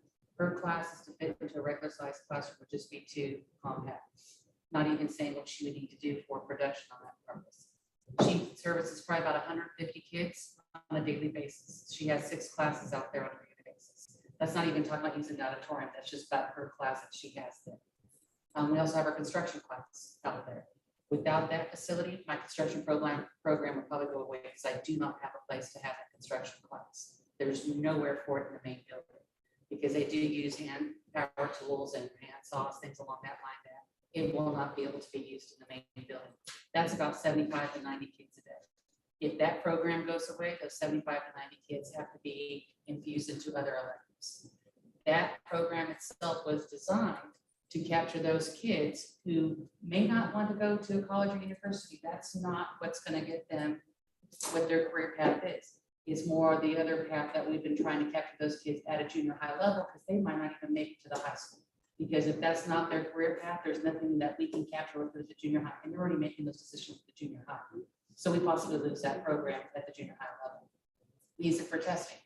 Right now, the high school goes and uses the Civic Center for testing. We use that for testing for the junior high, because again, we can't use our gyms for that part. I mean, but that's another facility that we use for that. All our programs, our awards programs, our motivational speakers, we've had to use it to evacuate quite often. And that's an area that we can use to hold our whole student body in one location. We would have had the stadium to be able to use for that. We don't have that as an option because that's not safe. So if they have to be outside the building, the main building for an extended period of time, it's either the auditorium, if that's not where the emergency is, or we'd have to use like the church across the way. But that's what that's mainly been used for. The numbers that she's grown in that program have grown through the last 3 years. The last year and a half, it didn't have as much use as it generally did because of COVID. So that's one thing to take into consideration too. It has a lot of usage for it based on that. We've had our science fair this year. It's the first one we've had in like 3 years. And actually held it in the black box because it was one location that we had about 160 projects, I think, that were in that one facility there. Crisis center classes that we held this year, which are mandated classes on that. We're able to hold that in the auditorium because it's large enough to do that. Yes, we have a gym that we have pep rallies in, but when we do our award ceremonies, it's not like we can call the kids down from the top, benches and stuff like that to come down and get their awards. We can't use the gym for band or choir. It's acoustically not designed to do that. In trying to schedule that with the high school, you're trying to look at 2 band programs, 2 choir programs, 2 theater arts programs, trying to schedule what they do in one facility versus a 2, and they generally perform at the same time each year. If theater at the high school has their production, they've got the stage all set up with all their props and everything along that line. You have to remove that to put a band or choir or to have junior high program put up over there. You wouldn't have that accessibility. And we've already been notified to that. We wouldn't be able to use it till a certain time of the year. So we're already facing that. So it does get used a lot. I mean, in all essence too, the black box does have leaks. You need to isolate black box. She has a leak on there and it's separate. We don't know if it's a separate roof line or if it's coming from the auditorium and making its way over to the black box. The girls use the weight room that's going built on that part now too, because that's on the back side of the auditorium. So girls athletics uses that and the athletic trainer has a facility there as well too. Scott, is it safe to leave up? There's no structural loss of integrity. So, There's no loss of structural integrity. I do want to reiterate for everybody that I'm director of facilities. It's my job to present this information and try to save us bukus of money. All this brand new equipment, I know I've been on the workshop, lots of money, brand new LED lighting on audio equipment. All this could be moved to the high school and upgraded the 2001 equipment that's there. I know it would be hard, but it is possible to have the high school theater, at least so do some of this cost, because I'm about to show you all a huge project that desperate. So I hate to be very bad. I know it's my job to try to disclose to all the way. Other facilities. Good news is that you said, hey, it's all bubbling, it's getting all nasty and everything. Most of the time, it's off. And you said, the shirt works, you get really, really cold. Well, almost every single kid wants to wear a hoodie 24/7 anyways. So, I mean, they should be all right. And we already have 765 going towards this. So that brings that 1.5 down to just another 750, right? So, and whenever you say, whenever I suggest we either do all of it or none of it, whenever you say all of it, that 1.5 is all of it? I think living with the worst and all you see inside. So if we could save this facility for $750,000, or what you're saying, build another one, later on, so they can make their own memories and traditions, and if you build a new one's gonna be like $10 million. I mean,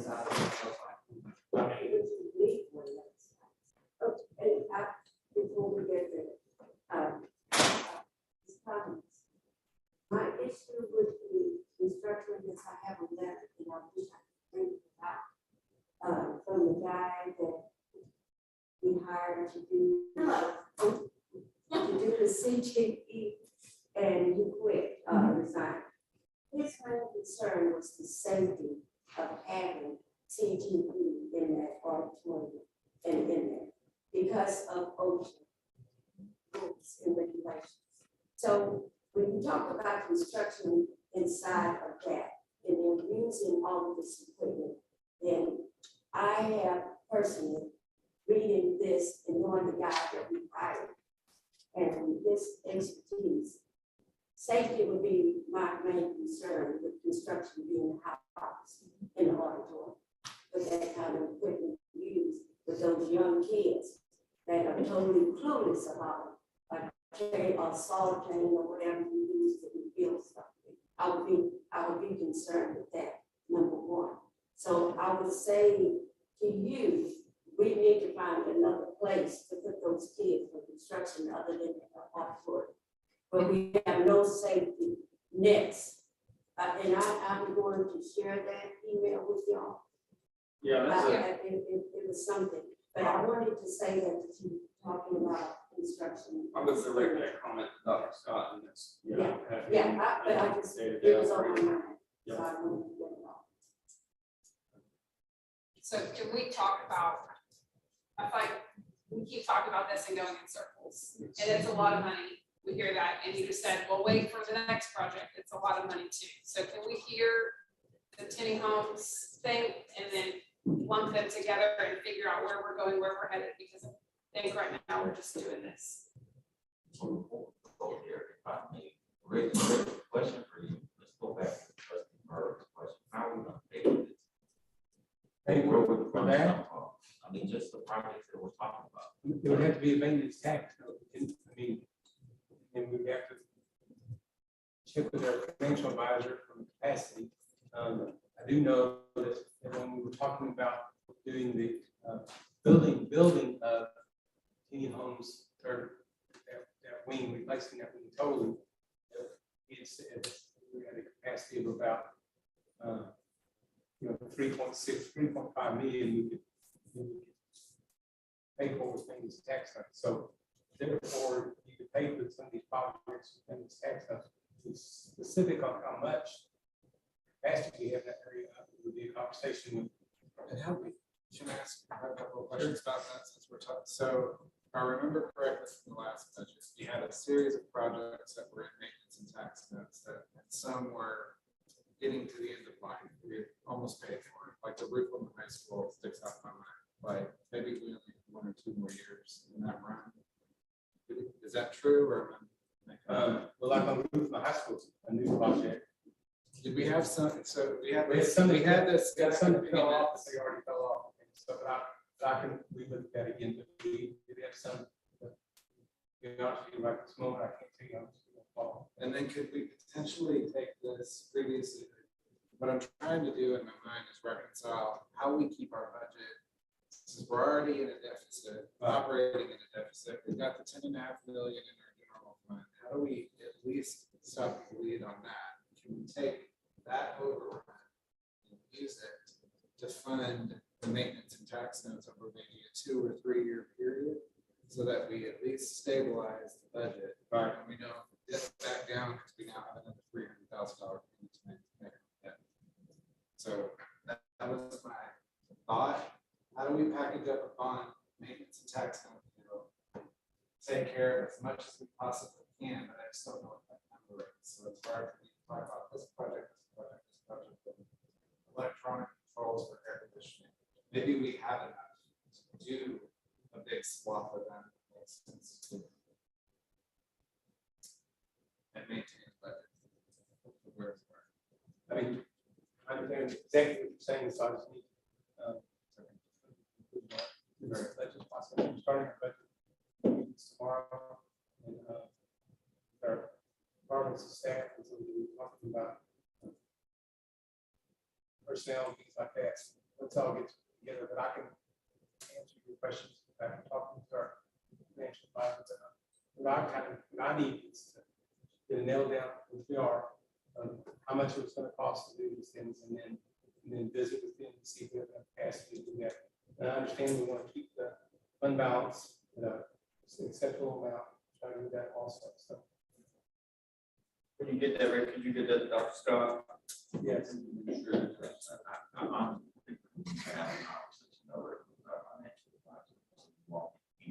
About the process and about there's some kind of workshop that's going to come. I agree with that too. We can see what we get here. So everybody will have a good understanding of the process, how it's actually works. However, you cannot wait. I will not recommend waiting. I would not. Probably can't wait. You go with one junior high school, you can't wait on that. You definitely have to do.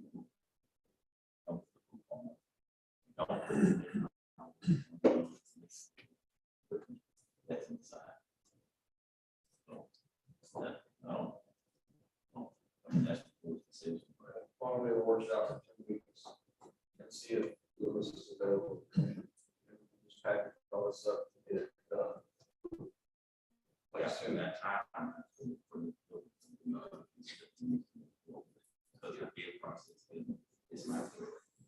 And watch quickly when you got it, Dr. Scott, communicate with Lewis and find the first day available that we can get all that information together and put a workshop together around the facilities. These. Well, I think not just this, but all the facilities that we need something to see, can we package them together like Matt was saying? Yep. Obviously, Dr. Scott and Scott Savage's recommendations of which ones would fit. If we're limited by a maintenance note of X. We have to be. Right. which ones absolutely need to be done. How much could we spend on the budget that we all feel is acceptable? And then pick the ones off this list that need to be done for ordinances will get exhausted. You said that the King Room doesn't have any structural integrity issues at all. Because that would be my, of course, main concern, to dump $1.5 million into the building. I would absolutely know it's part of the way it can.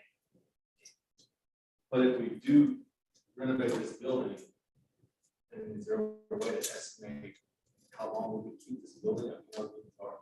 It's 73 years old. I understand. Right. I don't know if I can, yes, last one. Well, I mean, just a random, I mean, the lifespan of a building, a school building is 30 and 40 years. With this building, it's probably 30 years. And it's it's like. When was the auditorium? They renovated their driver experience. I can't hold my. No, I know, but it's a renovated building. I'm just curious how it was. I know Clayton, their recommendation, anything over 60 years is pretty much rebuilt. Think to rebuild the building of this capacity be 10, 12. Well, we can't, we have no ability to, so there's no, that's not even a, we have no way to pay for it. So we just keep. I mean, I'm just trying to understand, okay, so I'm just hearing that, you're just gonna continue to pour money into these old buildings, and we just cannot, because. The ones that we're using, that we need to keep programs alive.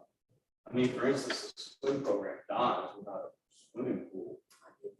You know, and so we gotta do what we gotta do. The theater and fine arts program is gonna be severely damaged or will not go away. And all the growth that they've experienced is gonna go away. Using the facility that we have. And I agree with you. I think our athletes and our performers, our student athletes and student performers deserve the top-notch best facilities.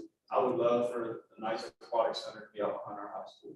Would love to be able to spend the money to do that. I'd love to have a state-of-the-art brand new theater with LED technology and everything.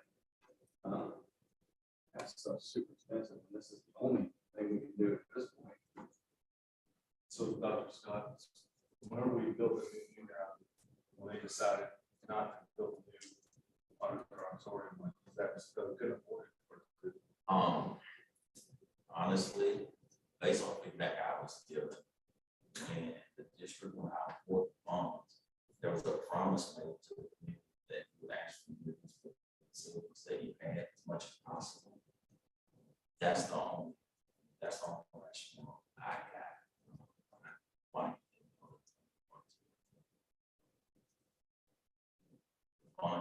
On passing November 16, I got 17. Yeah. So. And so I understand what you're saying. I think and for me personally, it's crazy to dump this amount of money into a building that we don't know, next year, is it gonna be another million? The next year, is it gonna be another million? But it's, to me, it's kids that don't have an opportunity, just like swimmers. Those swimmers, some swimmers can't play sports, can't play contact sports. So we're giving them an opportunity. So how do we either get real creative and hope and pray that administration can figure out how to get creative to keep a program alive at the junior high that can also use the high school. But when you think about the high school, she's got multiple plays that go on for full semesters. So to squeeze in more, I just don't know how we do it to try to keep that program alive, because there's students in the program that don't do sports, that this is their thing. And so to take that away from them, it's what's best for all students. And so that's what I keep going back to. We sit up here and we say all students, but really if we tear this down or we don't figure out a way to be creative if we're gonna tear this down, then how do we serve all students and those students that don't do sports? So that's where I'm stuck. So I'm open to hear any creative option of how we move past this. But at this point, I haven't been presented any creative options of how to keep a junior high program as well as not have to dump 1.5 million into a building. But I understand what you're saying because that's a lot of money into an old 70-year-old building. And how do we avoid it? I don't know if we do avoid it because the horse was out of the gate before any of us that were sitting here joined this. And so the decision, the board then has kind of put us in this position, to be honest with you. And shame on them for putting us in this position. But we have to deal with the cards that we've been dealt. And none of us got on this board to take program away. I just think that in my mind, with the data that was presented to us in the board, and that's what I'm looking at. What was presented in my mind started growing. Right. Where we can grow our own system program, the creative program. Those kids that's in the creative program, you know, get the opportunity to go and work with the high school kids. Good, this is my mind. I'm old, so you know, I'm thinking, but you know, no. So you get to, you know, I'm thinking out of the box myself. So I can think of things, but it may not be what you're talking about. I always think it's the way. But And I agree with you. I do I think, think it's the way. but we have to get creative across the board. If we have people that are not willing to do that, then that's a whole separate conversation. And that doesn't deal with stuff at this board table. So this board table is talking about how do we keep what we have going on and be fiscally responsible. So I think we need to keep moving and then come back and make a decision. That's my personal opinion. Said chiller, it takes 40 weeks. So you have to like purchase it all up front, so the percentage down. I mean, like, basically, do it, get like the order going, so 40 Yeah, weeks. all you know, a service order, it's not invoiced, so it's. And if I remember correctly, it can be moved, right? The chiller, if you order a new one, it can be moved to another building later. Oh, yes. Yeah. Yes. Right. Although they don't have to pay for it until it's installed. Purchase order is illegal. You have to pay for it. If they- Whenever it shows up, but that's 40 weeks from now. Close the check. I mean, check.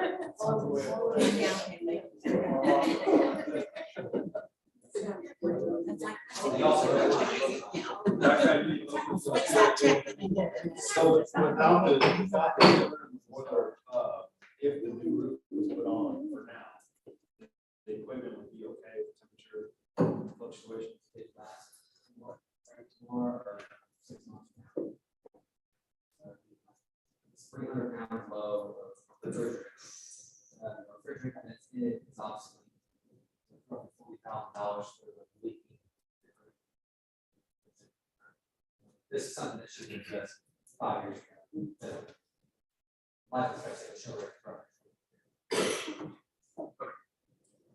I think we're gonna come back together as soon as we can get all that information and package together with the financial plan and see how many of these projects we can get done without destroying the budget.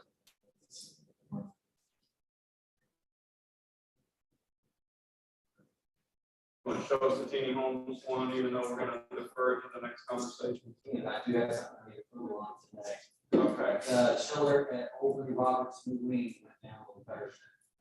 That $19,000 to get the chiller back online with the whole bunch of products.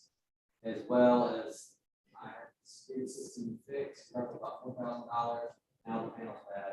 I didn't want to have to pull this out of my budget unless I had approval from the board.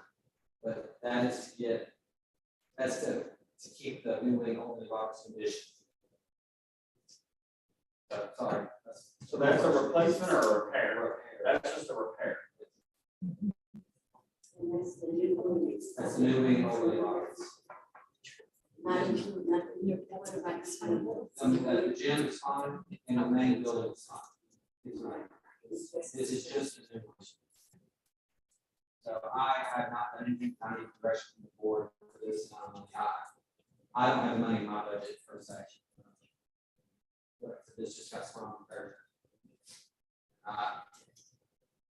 I don't really have any thoughts on it. All right now, all the city homes furniture is in there. So depending on what action we do with the furniture. Dr. Scott, what's your recommendation?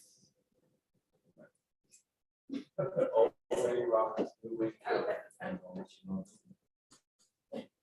So, yeah, so, as far as the bill goes, What was that? Sorry. I said, we have a lot of parts and facilities, so my recommendation is for the board to determine what it's going to do. And so, not even, that needs to happen, so because not a chiller, you know, end up with other things happening, and other things happening with the furniture. I'm resetting it on a daily basis, so it's running. I set go over a couple times a day. So you probably have a few days. We have a workshop for that. We can talk about that. This is If this chiller be moved and used in a different building. it's 2001. It's 22. I'm moving chiller. I hope I'm there. So you need a decision on this like yesterday. It wouldn't be a big deal if it was winter. Right, so we're moving into not, and we don't want another tiny homes happening over here. So I would say the discussion that needs to be happening right now at this table is, what is the plan for Lynn Roberts? Where are we headed with that? Well, I think it's, Whatever you want to talk about. I received an email with a recommendation that we talk about Boys and Girls Club moving there. Is that, where do y'all stand on that? What does that look like? Where does Boys and Girls Club stand on that? There's a lot of questions wrapped up in that. I know there are people from the community that have talked about wanting that property. What does that look like? We haven't heard anything definite from people from the community. We've heard from Boys and Girls Club multiple times. I don't know where they stand on that. I don't know. But again, it's just kicking the can down the road. We've got to stop doing. Yes, we've been after lots of people in the community. A lot of them, just like the old auditorium, would like to keep them. And historical and all of the other good stuff that everybody else is mentioning about the auditorium. The same thing about the box. It can really, I have lots of memories, but I've come to the point now that, and this is not going to be right. The new wing, according to what you said, to us, that the new wing in the gym, that we could probably establish that and be good. The old wing, the old part of it, you talked about at the beginning, that was lots of work, and it was like, what, 6 million something. I don't remember the number. That was the architect. Yeah, that was their. Something that report into that building. My thoughts, and someone had to remind me last night that I had mentioned this before. It's my community. I miss it. I miss the kids. I miss all of that stuff. So I don't want to forget, but I would much rather us have something there than nothing. So if something there would be my suggestion, if this board decides that we are going to, or we as a board decide that we're going to demolish that building, I would like to do like a park. Said to that older, the new part of the wing and the gym, use that new part of the wing as a community center, because I know that EAC is thinking about moving on to Roberts. I know that Rosalind White has mentioned her, I don't know what she's called, but her organization aside. If we can maintain that new wing and that gym, I think those needs can be met. Now, I know that on the other hand, someone said something about using it as a training, a community center, and we have like all of this stuff in it. I can see that too. But lots of things, lots of monies, where's the money's gonna come to do that? But instead of having nothing, I'd rather have something. And that is my something, and that would be my thought in my, that I would bring to the board, and I would even take it to my community, people would not have a problem with it. As long as we have that building, and I think it's, how many rooms in that building? The new one should be roughly 14 rooms in that building. If we wanted to do after school tutorials, if we wanted to do whatever educational things in there, then the rooms in there, do those things. What we are talking about, when we say educational facility or something after school, I think we can do it. They talked about food pantry. I think that the gym can be used for that if we wanted to use it as a food vendor. I see lots of things that we can do with that gym and that wing, rather than us holding on to it and the electricity bills and us upholding it year after year until someone decides they want to buy it, or we decide that we want to lease it. And then someone tell us that, you know, we're investing all of this money into something else. I don't know, but that's my thoughts on the problems. And that was a hard point for me to come up with. But I'm here to take what I have in my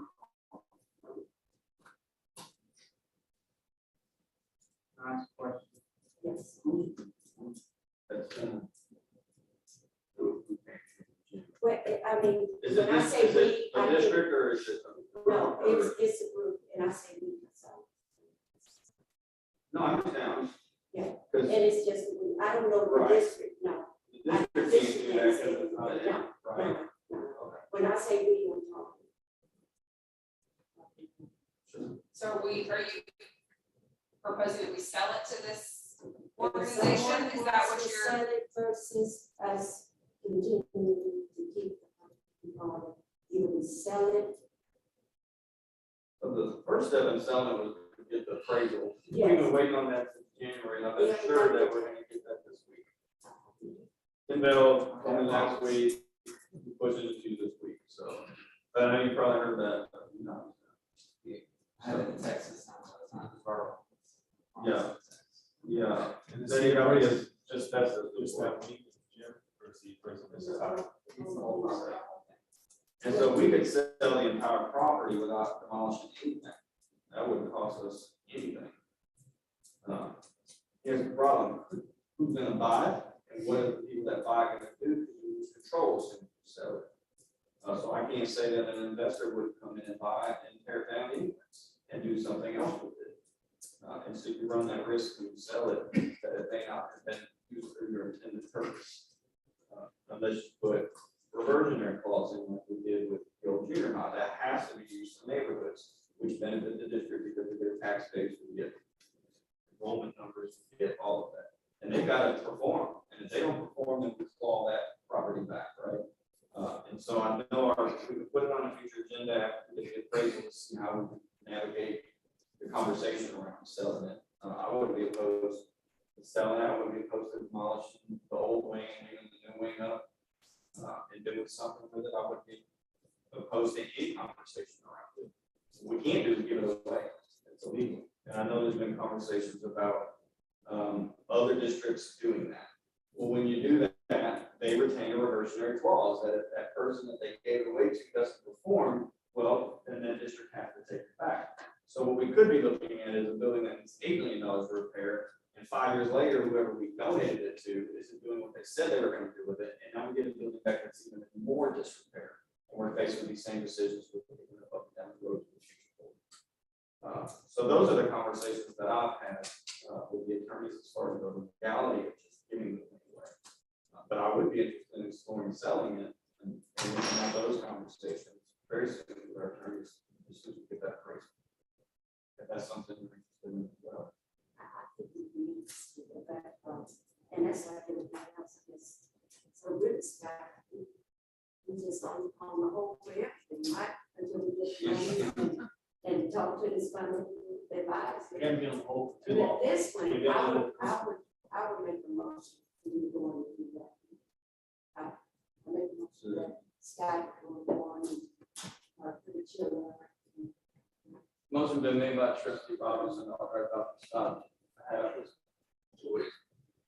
Put a new wing, a chiller in the new wing of Old Lee Roberts. Prepare the chiller. Thank you. Is there a second to promotion? I'll second. I'll second the motion to prepare the chiller in the new wing at Old Lee Roberts. Further discussion. I just want to say, just because if we don't do this, we have nothing to sell after a while. Right? After, with the mold. 4 to 6 weeks. Right. Yes. Conserving assets, essentially, what you're saying. Okay, so 4 to 6 weeks. Wait until they break.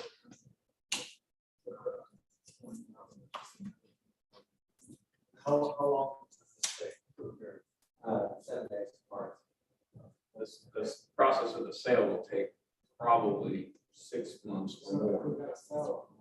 Right. This is definitely. So you want him to go over there and reset it 3 times a day, or do we just turn it off and let the humidity build up? Because that's the season we're getting into.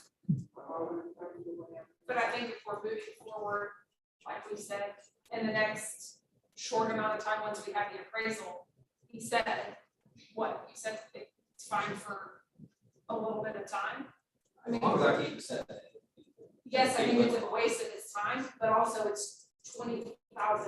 And we're talking about tearing down a Ingram, we're talking about all of these moving parts, and it's $20,000.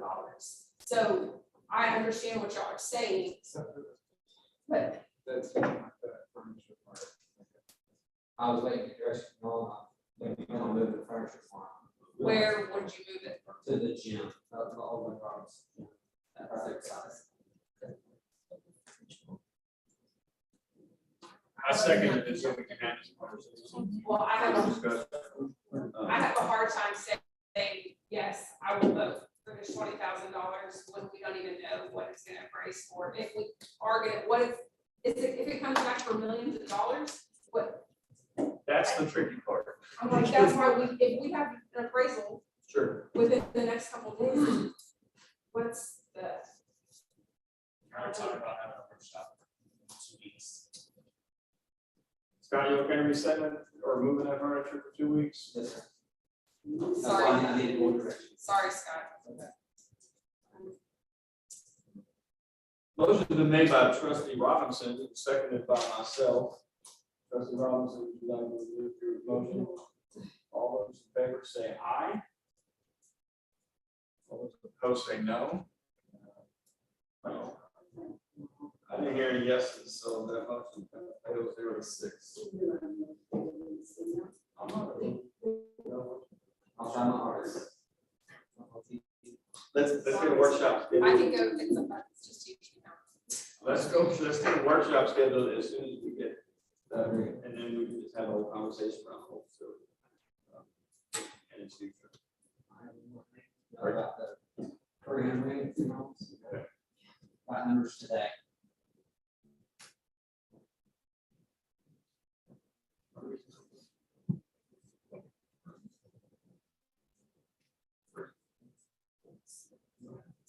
So this is the conversation that we'll have with. I just wanted this. On leaders techniques for this. Okay.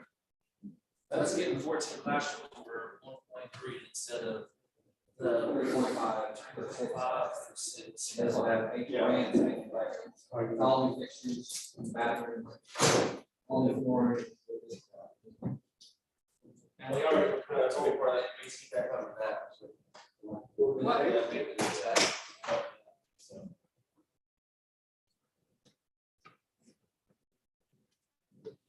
Start. We can make a motion to that process. So this one, is that there's no way to design this one, that I'm thinking we're just not. No, we need to. Yeah, So we're doing that. We need- This one, this one, we can talk about all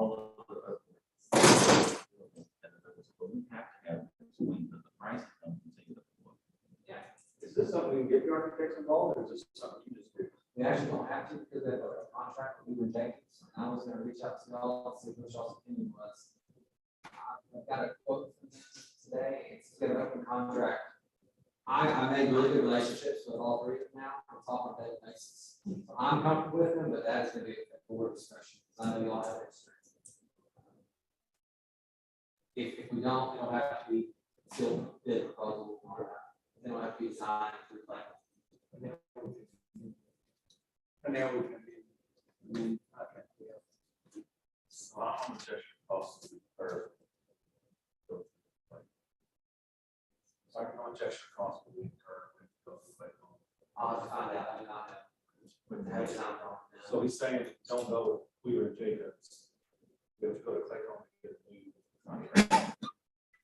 That'll be designed wrong. Not from it.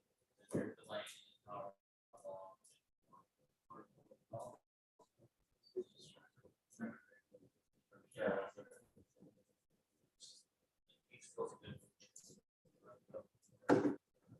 Dr. Scott, you agree with that? I agree. If status, I'll make a motion on that. Let's move forward with the 14 classroom recommendations. You think we were there? Motion's been made by trustee West, authorized Dr. Scott, Weaver Jacobs, for a 14 classroom renovation for 318 homes. Is there a second to this motion? Motion's been seconded by trustee Robinson. Is there any further discussion?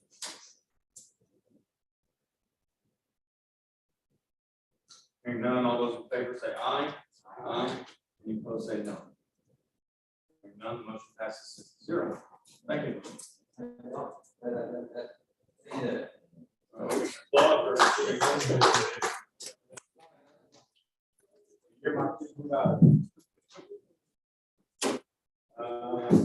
Okay, so then take closed session for a minute. Going back. So 6, Scott, thank you for your work on that. No problem. Thank you.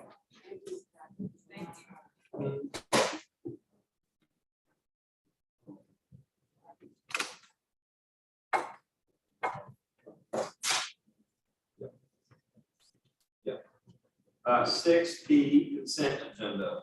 I'm gonna read them all and pull what you want to pull. 1, approval of the minutes of the previous meeting. A, regular board meeting, March 7th, 2022. B, budget workshop meeting, March 22nd, 2022. 2, approval of employment of personnel. 3, approval of February financial report. 4, approval of Walsh Gallegos retainer agreement. 5, approval of the 2022 summer school calendar. 6, approval for District of Innovation. 7, we just approved. 8, approval of policy regarding GKD local. 9 has been pulled and considered separately already. 10, resignations. Is there any item that any trustee would like to pull for separate consideration? First reading I'm a full 8 anyways. on the number 8, and then I would like to Are you pull. pulling 8 too? Well, just because it needs to be a first reading, Okay. Pulling 8. and then the Walsh Gallegos, because there's some incorrect information in that sheet that was sent to us. Okay, and I'm gonna pull approval of employment personnel. And we're gonna go back to closed session pursuant to Texas, we'll do that. Any other items any trustees would like to approve? Okay, consent agendas, item 1A, B, 3, 5. I'll read them. Consent agenda. 1, approval of minutes of the previous meeting. A, regular board meeting, March 7th, 2022. B, budget workshop meeting, March 22nd, 2022. 3, approval of the February financial report. 5, approval of the 2022 summer school calendar. 6, approval for District of Innovation. 10, resignations. There a motion to approve the consent agenda as just read. Motion been made by trustee Robinson to approve consent agenda items as read. Is there a second for motion? Motion's been seconded by trustee Westmoreland. Any discussion, any items that need else other than those that need to be pulled? All those in favor say aye. Aye. Aye. Any opposed say no. Okay, consent agenda items just read has been approved. Let's stay in open session. Do we need to go back for Walsh Guide? So the Walsh Guide goes on page 122 of our board book. It talks about the personnel that can call for and get updated email, and it still lists Bob Fleetback. And that is clearly not correct. So page 122, he's the last name of people that can receive emails through our retainer. Is he the only one listed? Nope, it's Dr. Scott, you, Rick Johnson, Lisa Moya, Lisa Baldwin, and Bob. So just grab tape. I guess, but it needs to be corrected before we approve it. So we can correct that. Anything else about for approval of Walsh Guide with retainer agreement? Is there a motion to be made? I make the motion to approve the retainer agreement with the change of Bob Fleetback being taken off of the list. Very good. Motion been made by trustee Westmoreland to approve the Walsh Guide with retainer agreement, but removing Bob Fleetback as the common contact list. Is there a second or motion? Second. Motion been seconded by trustee Murray. Any further discussion on this agenda item? All those in favor say aye. Aye. Any opposed say no. Motion passes 6-0. Yeah, approval of policy regarding GKD local should say first reading. And this item was in response to the junior high auditorium. If we potentially did get rid of the junior high auditorium, then we would have to have updated our local policy to allow for the rental of the high school auditorium to facilitate those. And since we're not making a decision on the junior high tonight, I don't know that we can do it for first reading tonight on this. So I'm gonna pull it, and anybody wants to make a motion to approve it or it just die. Dr. Scott, do we need it for right now? Because it's also states, if I'm remembering correctly, because I'm trying to scroll down to it. The admin building is in that clause as well. It is. So does that need to be in there? Does it not need to be in there? Is this something that your opinion On you page would like to 142. have the ability to rent out the high school regardless of whether the junior high is available or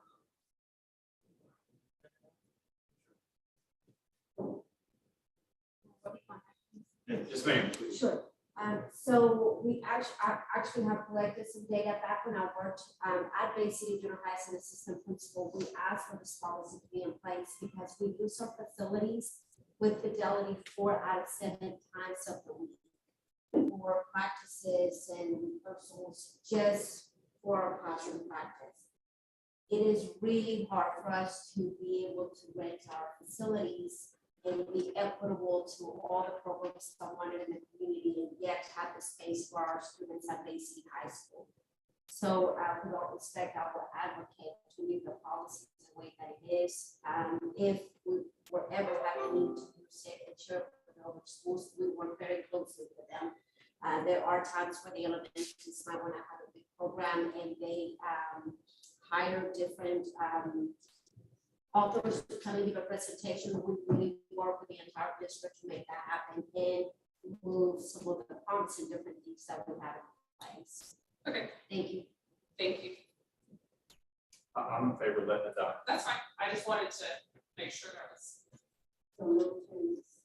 We're gonna not change that policy currently. We can do whatever we want to do.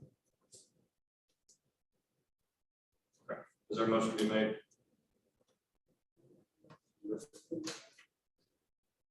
We don't need a motion. No, there's no motion to adopt. Hearing no motions, 8, approval of policy regarding GKD local first reading, dies for lack of a motion. Okay, now we'll enter closed session. Closed session pursuant to Texas Government Code 551.071 and 551.074 to solve legal counsel deliberate regarding superintendent's recommendations against a standing item, but we're going back to employment.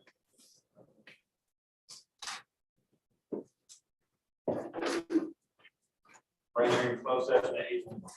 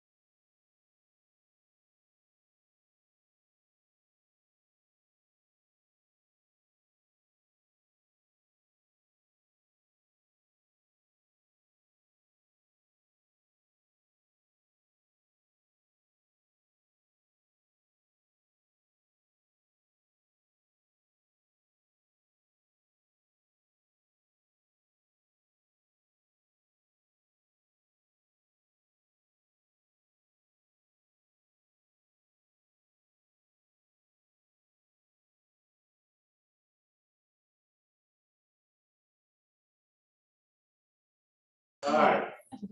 We are back in open session at 8:44. Item 6B2, approval of employment of personnel. Is there a motion to be made? I make a motion to approve employment of personnel. Motion been made by trustee Westmoreland. Is there a second to her motion? Motion is second by trustee Robinson. Any further discussion? I'd like the record to reflect that trustee Murray had to step away for a family emergency, and we still do have a quorum present with 5 trustees in attendance. Any further discussion? Hearing none, those in favor say aye. Aye. Any opposed, say no. Motion passes 5-0.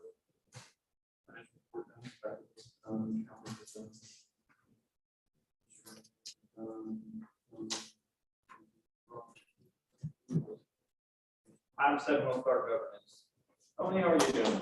Doing great. It's good to be here. How are all of you?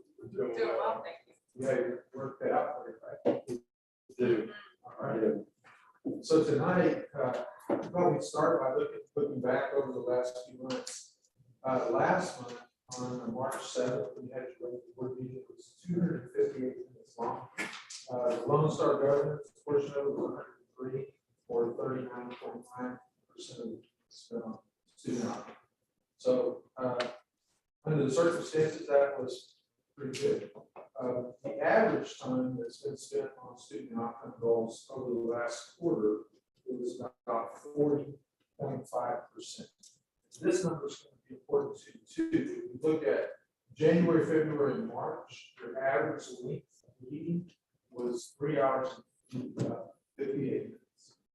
So that's going to affect you when we get to board evaluation.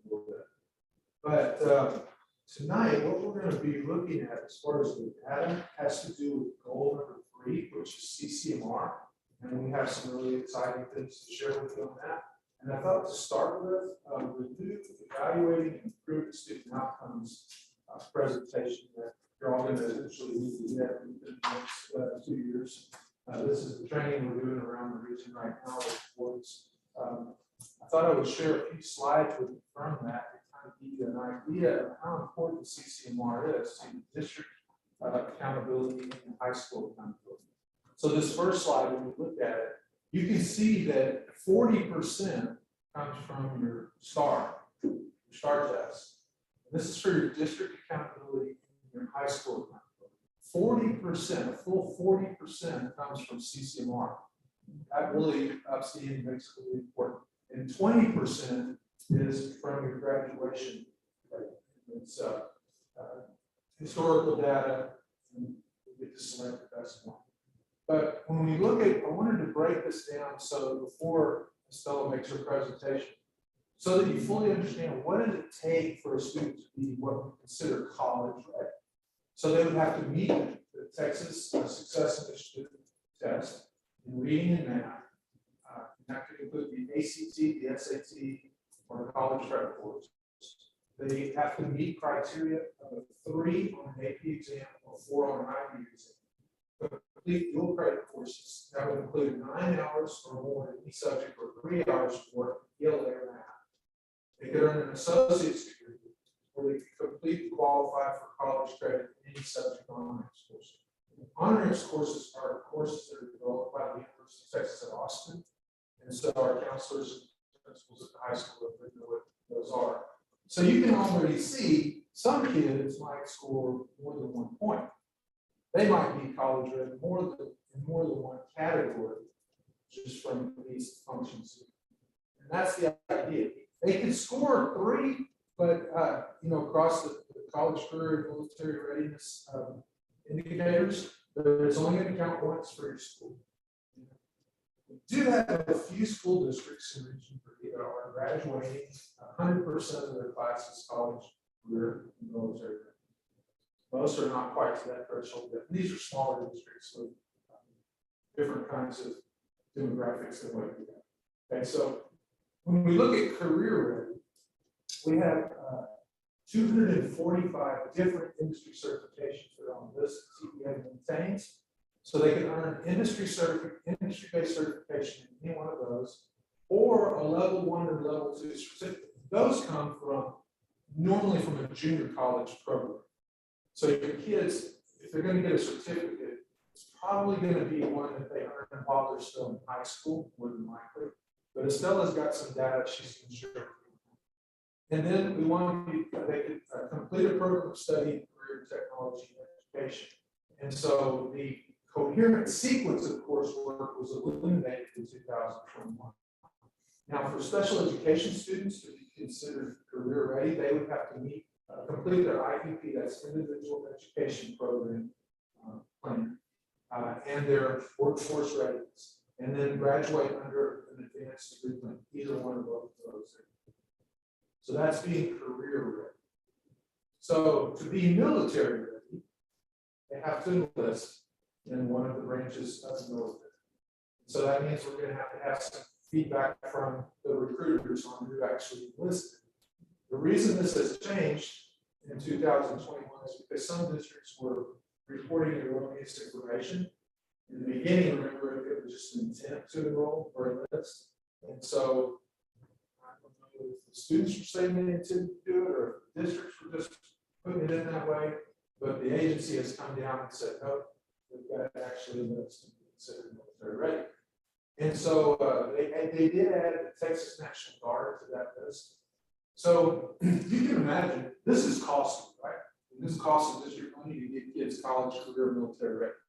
Just think about having those career and tech programs with the students in there and the cost that it would be to operate several of those. So there's some creative ways districts around the region are doing that with their FFA programs and so forth, and with the facilities that they have, and working with some outside agencies too. And your district's already got some good things going. So there is something that's very interesting. It's called a college. These are called outcome bonuses. And this is extra money that you get paid as a district when your children are successful in being college ready, career ready, or military ready. Okay? So here's how they earn it. College ready outcome bonus. They have to meet TSI criteria for reading math and enroll in college by the fall after graduation, or earn an associate's degree while they're still in high school or within a period set by the district rule, regardless of whether TSI criteria is met. To be career ready and qualify for the outcome bonus, meet TSI criteria in reading and math, and get that industry-based certification or a level 1 or 2 certificate. To be military ready, to get the outcome bonus for military ready, you have to pass the PASFAB test and enlist in the U.S. Armed Forces after graduation. So how does the formula work? I want to take you through it. There is a threshold that's involved, but there's some big dollars. And we have some districts in Region 3 that are pulling down tens of thousands of dollars in outcome bonuses. And so here's how it works. In your economically disadvantaged students, there's an 11% threshold. And a $5,000 per student qualifies outcome bonus. For non-economically disadvantaged graduates, it's a 24% threshold, and it's a 0% threshold for special education students. So it's a little funky the way this threshold thing, so I'm going to take you through a sample. Here's an example. If you've got 25, and this is just an example, okay? Let's say you've got 25 economically disadvantaged graduates. Take the graduating class, you got 25 that are economically disadvantaged. It's just a sample. 10 of them meet the requirements of the outcome. Let's just say 10 of them. Remember, we go back to that previous slide and show the different things you need to do to do that. And I think you've got kids here that can meet those criteria. So 11% of the threshold applied to the 25 graduates. That's 25 graduates times 0.11 is 2.75 graduates. So you round up to 3 graduates. So you subtract the 10 met qualifications, subtract the threshold, which is 3, and you come up with 7 students times $5,000.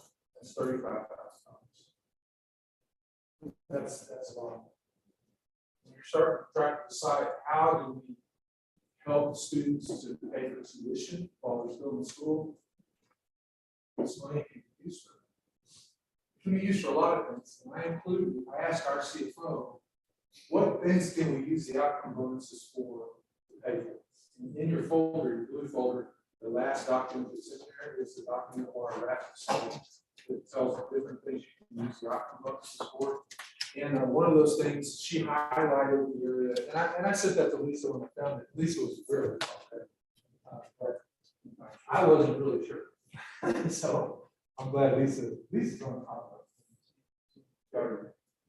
So that gives you an idea of it does cost a little bit more to provide these programs for kids, college, career, military veterans, but hey, look at it on the accountability side, 40% of your score comes from that. And then there's money on the backside if you're successful.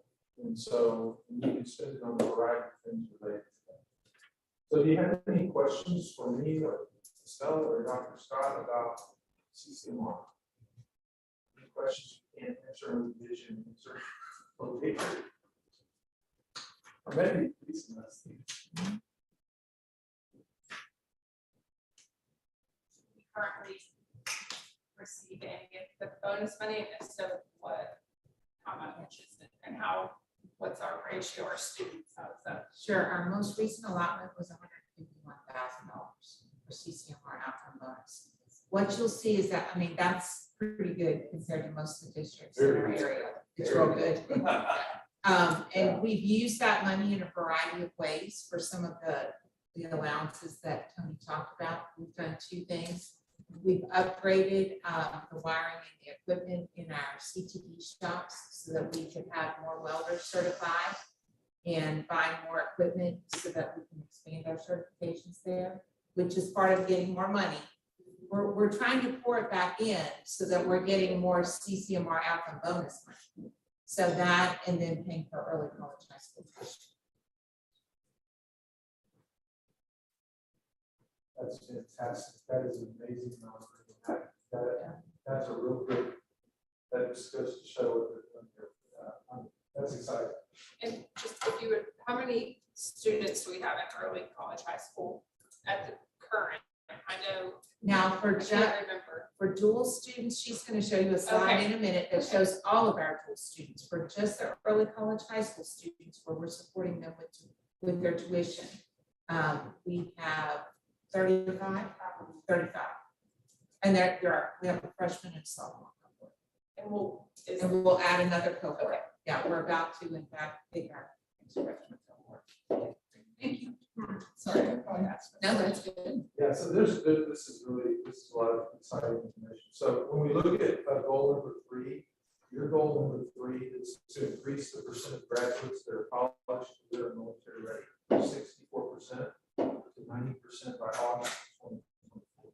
So what we're going to do is we're going to share with you goal progress measure 3.1 and 3.2 and 3.3. We don't have data on yet because we're not there yet. So, Estelle, thank you.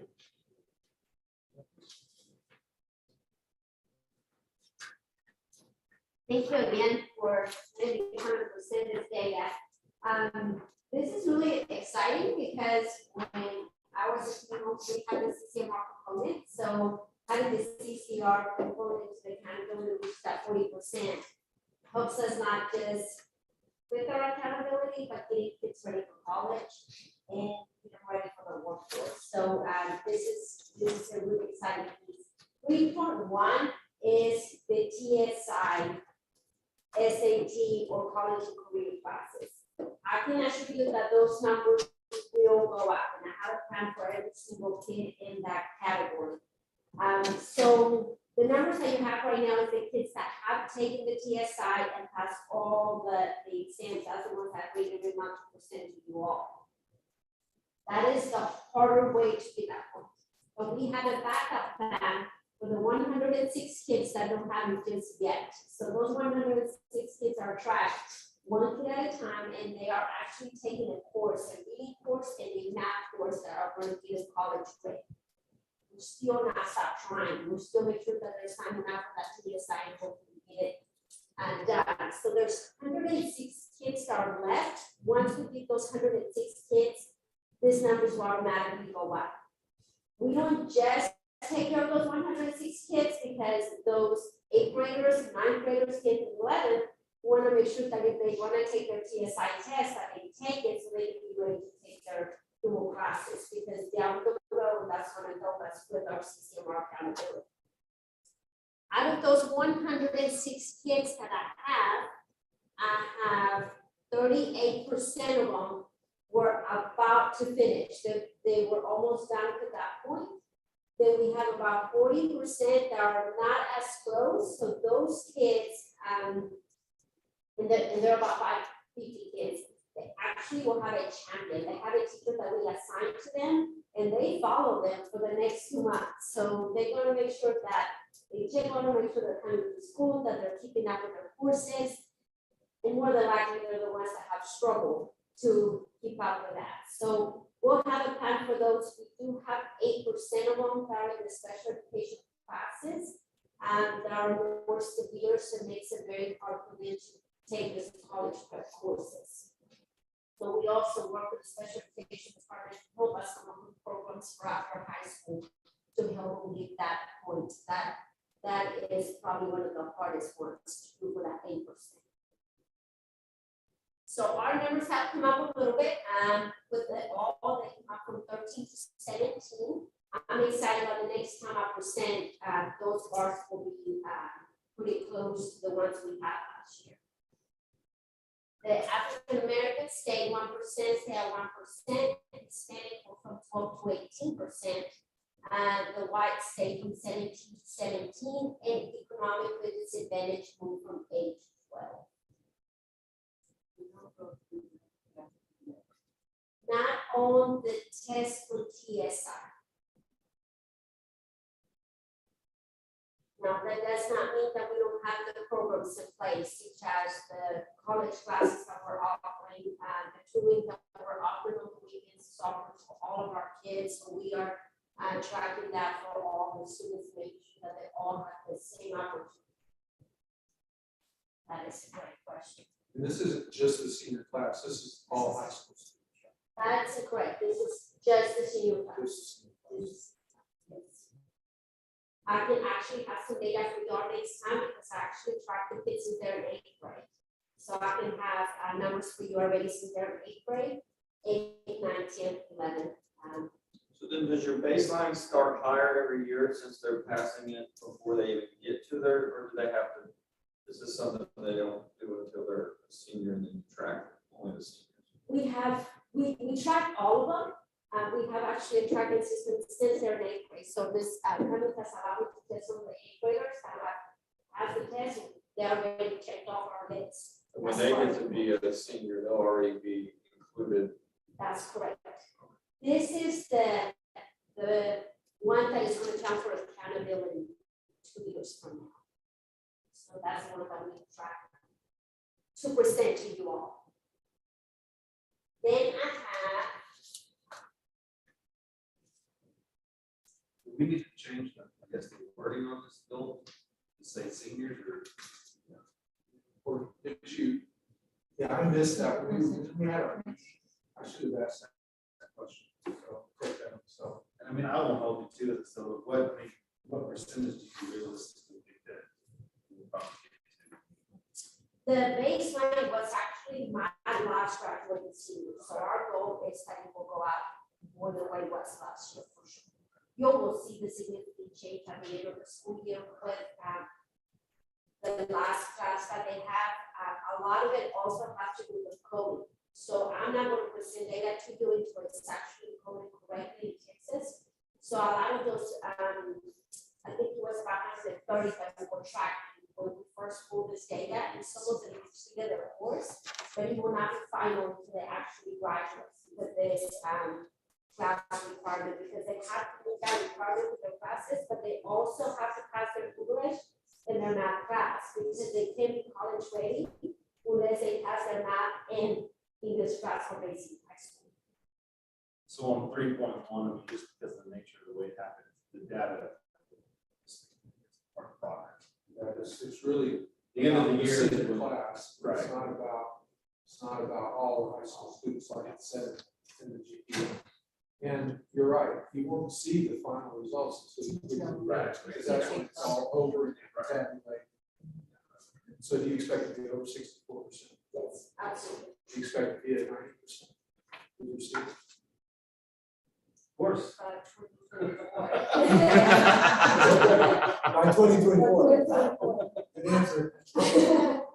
I honestly, my goal, and that is our goal of AC High School, is all students, and we want to make sure that every student has the opportunity to do that.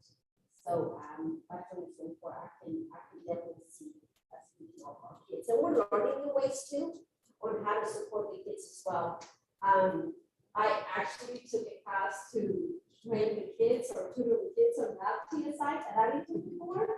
And it's just testing strategies and teaching them, and they think I'm really smart, but it's just basic math. So we just learn different things. I want to say maybe a couple of years ago, we had 2 ladies that were doing the TSI, and now we have at least 2 of us every weekend supporting the kids and giving the support that they need. So I can see that just increasing every year. For 3.2, I am actually really proud. I want to go back to what Ms. Moya shared about the outcome bonus. So we had not enough rolling machines at our CTE shops. So the kids would either have to share, or they would go in well, or they have to wait. It was hard for do the rotations, and everyone will have the opportunity. Not just in that rolling machines, but we have the capacity for the electricity. So with the outcome bonus that we receive, because we have to make sure that we receive in our funding to have more electricity capacity and more welding machines.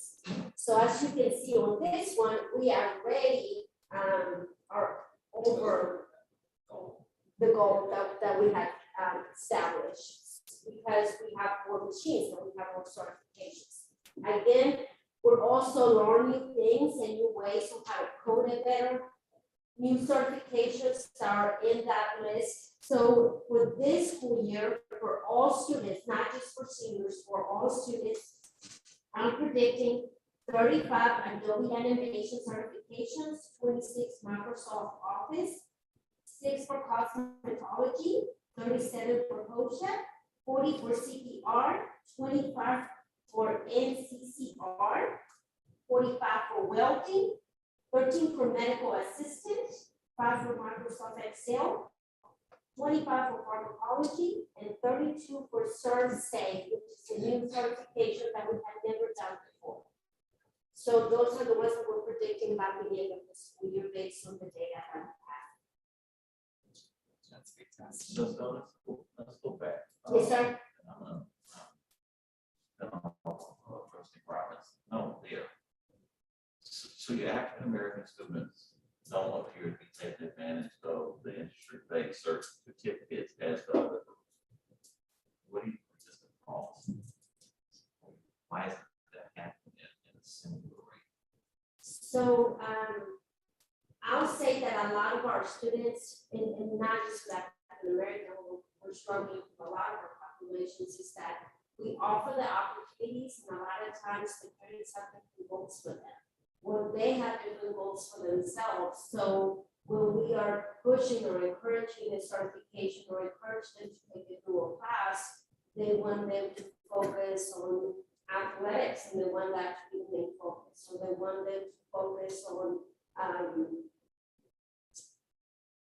cheerleading or ACATS, which is great programs that we have in place. And a lot of times they think that we're brainwashing them to follow the goals and the path that we have for them. So it has taken time for us to build that trust and that relationship with them, to tell them, no, that's great, you can do these things, but this is what's going to get them a job, or it's going to help them go to high school or to college.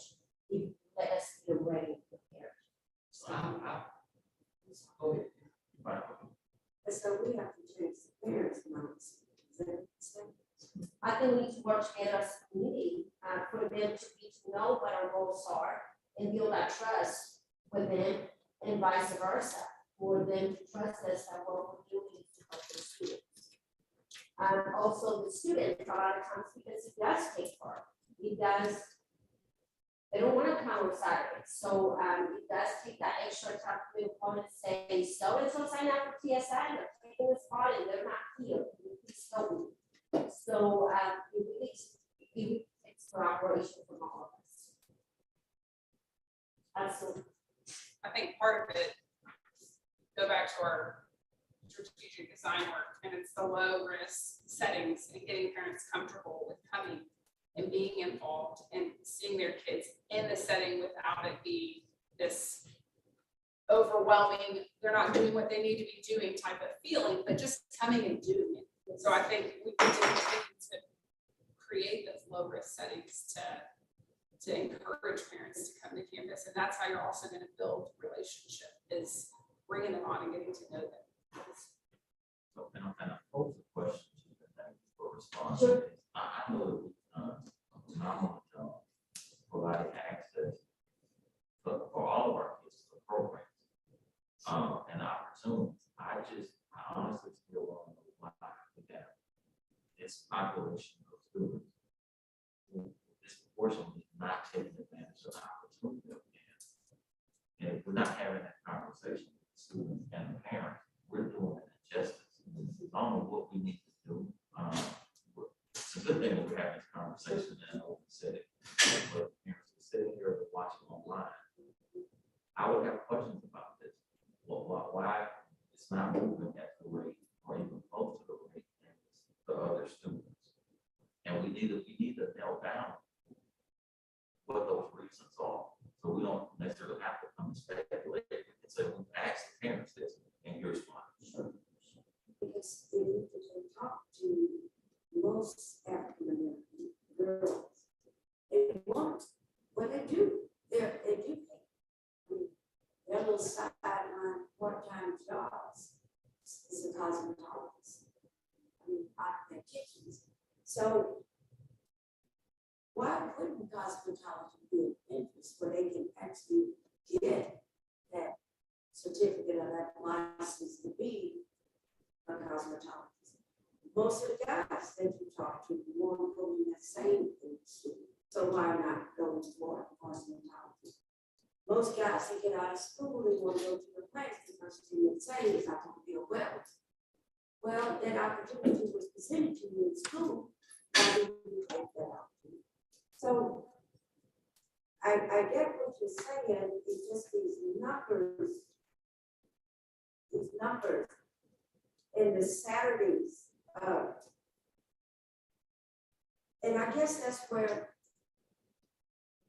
I went when I said something about the center and Lenny Roberts, because they're talking about bringing in a CTE program for their province. And my conversation was with them is that we offer that at the high school, where they have an opportunity to participate in that program every day.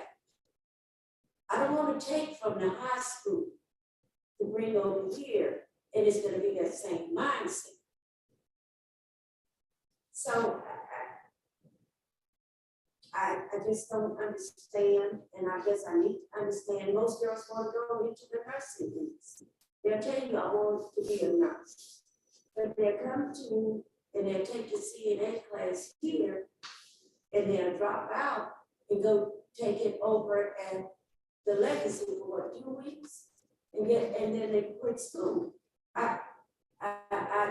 It's not you that I'm saying. I just don't understand why. Well, and I do think it's all of us. And we do need to work together as a community to find out the why. And so I will tell you, one of the new things that we are doing differently is that I monitor the grades of the 6 week kids every 6 weeks. That week, on Friday, the grades will be over. Over the weekend, I am scanning over all those grades, and we have a system by Monday morning. Our secretaries are scheduling the RTI graduation meeting for parents to let them know students are spending 3 classes. They're not coming to school. I need your help. And I will tell you, 50% of my parents show up, 50% of them do not. So I'm sorry, I just want to say kudos to you. Okay, this is not about the work here. You're not. It's not. for me, this is about our students and parents not taking advantage of the opportunity that we've actually created. And I will tell you, the outreach that you do, I haven't seen leadership like that in very many places. The Saturday phone calls, your routine, the possibly going to pick kids up and knock on their doors, you don't get that. That's just a normal practice from a principal, so kudos to you. I just would like to have a conversation and even kind of lead it with the state of the parents and say, what are we not doing? What's stopping them from taking advantage of these opportunities that we have, because they're available. And we make sure as a district that they were available for all of our kids. So now there's no excuse that the district is providing you with multiple pathways to get what you want. Why aren't you taking advantage of it? Is there an extra cost? There's not. It's not like you take it to a credit match and pay for the class, that's a gift. Yes, But I it will seems look easy, but there's not no. for TSI, usually, to put TSI, they have to pay $29 to take it, and, Dr. Stubbs, what I hope does, create a testing center at Bay City High School, so the cost is like $1.99, I think, per test, and we pay for the cost, but I'll tell you, that is no example. I might have 50 students sign up to come and take the TSI, out of those 50, 30 show up. So then on Saturdays, I'm calling parents and say, so sign up to take the test and they're not here. And a lot of times parents will say, thank you for calling me, they're on their way. And other times they don't answer us. So, yeah. How long does a welding certificate take? Is that something they can start the senior year, finish their senior year, or is this a multi-year program? Cosmetology saying? Yes, so that is a great question, because there are different certifications. So for example, welding, they can go their first year and get the level 1, and that already gives us a point. Does that count here? Yes. Okay. Okay, however, for example, cosmetology, there's so many requirements. They have to have 1,000 hours of internship with us. So out of our 6 girls that I mentioned to you, only 2 have completed those hours. So they went and took the practice one. There's 2 tests, by the way. One was a written, one was a practical. So 2 of them completed their hours. As soon as they were done with the hours, we sign them up. We pay for the test. We pay for the transportation. We take them to the testing center, and they passed it. But then our cosmetology teacher shows up on Saturday for the students to complete those 1,000 hours, and they get social up. So there's different requirements for different things. I'll tell you, for example, the medical assistant or the one where they, some of the medical classes, they can't take it until they turn 18. So a lot of times they leave us and then we're calling like, hey, don't forget to take that test. We'll pay for it. Come back and take it, because they actually helps us all the way till December of that graduating year. And some of them follow up with it, and some of them do not. The thing that's great about this stuff, this is a flashlight, not a hammer. Right. And that's the way you use it. Which I want to applaud you all for that. It's really a systems thing. Getting these things to realize that there's opportunities. It probably needs to start like primary grades, helping them to understand what opportunities that cities offer. When do they offer these? Are they, is it like when they go, so our kids are getting ready to go to junior high, we already know what their electives are or can sign up for. When they leave 8th grade, are they aware that they can sign up for welding the next year? Absolutely. So our counselors actually partner with Bay City Junior High, and they go to Bay City Junior High to have these counseling sessions with them. And they are ready to start establishing their pathway of what they want to do. So, you know, for example, I had a daughter that didn't care about a pathway, but she took a lot of cool classes along the way, and her focus was more like the TSI and get great. But I have one that is going to be in the medical field. So her medical classes started when she was in 8th grade, sign up to them for them in 9th grade, and she's slowly moving to that pathway in that program. So we have the pathway and also we just do certification. So I want to add something for Rosie and Estella. One of the reasons also that we try to break down these barriers, like Rosie was talking about our principles of construction class, we moved that to 8th grade so that 8th graders could get turned on to that. And that way, it frees up their schedule a little bit as they come in as a freshman. They can go into the one welding classes. And then they can go into the 2-hour welding class and not only get the level 1, but the level 2. The same thing with our kids that are going in medical field or some of the other certifications or dual. We offer 10 high school credits at junior high so that we break down that barrier. Sometimes their schedule gets so locked up. If we don't give them a little head start, it's like they're trying so hard to get to graduation, they don't explore some of those pathways. That has helped a lot. So I actually have some data for the following, although you will not see any changes till the end of the school year on this one. That is the students that actually are taking a full class and have received a grade. So they can't just enroll grade, they actually have to enroll and they have to receive a grade. There's an interesting formula in that too, because you take 3 classes and you put 9 hours, or you can take a semester in English and also with a point. So it's just an interesting formula that they have. So we want to make sure that our kids are enrolled in those English classes and those math classes. But of course, we don't want to take them away from taking humanities or any other class that they're interested in.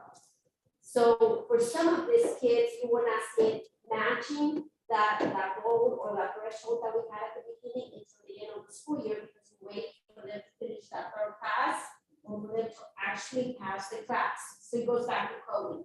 Until it's coded correctly, it's not going to show up until the end of the school year. The numbers are, however, lower than last year. So I don't know that they're going to be as high.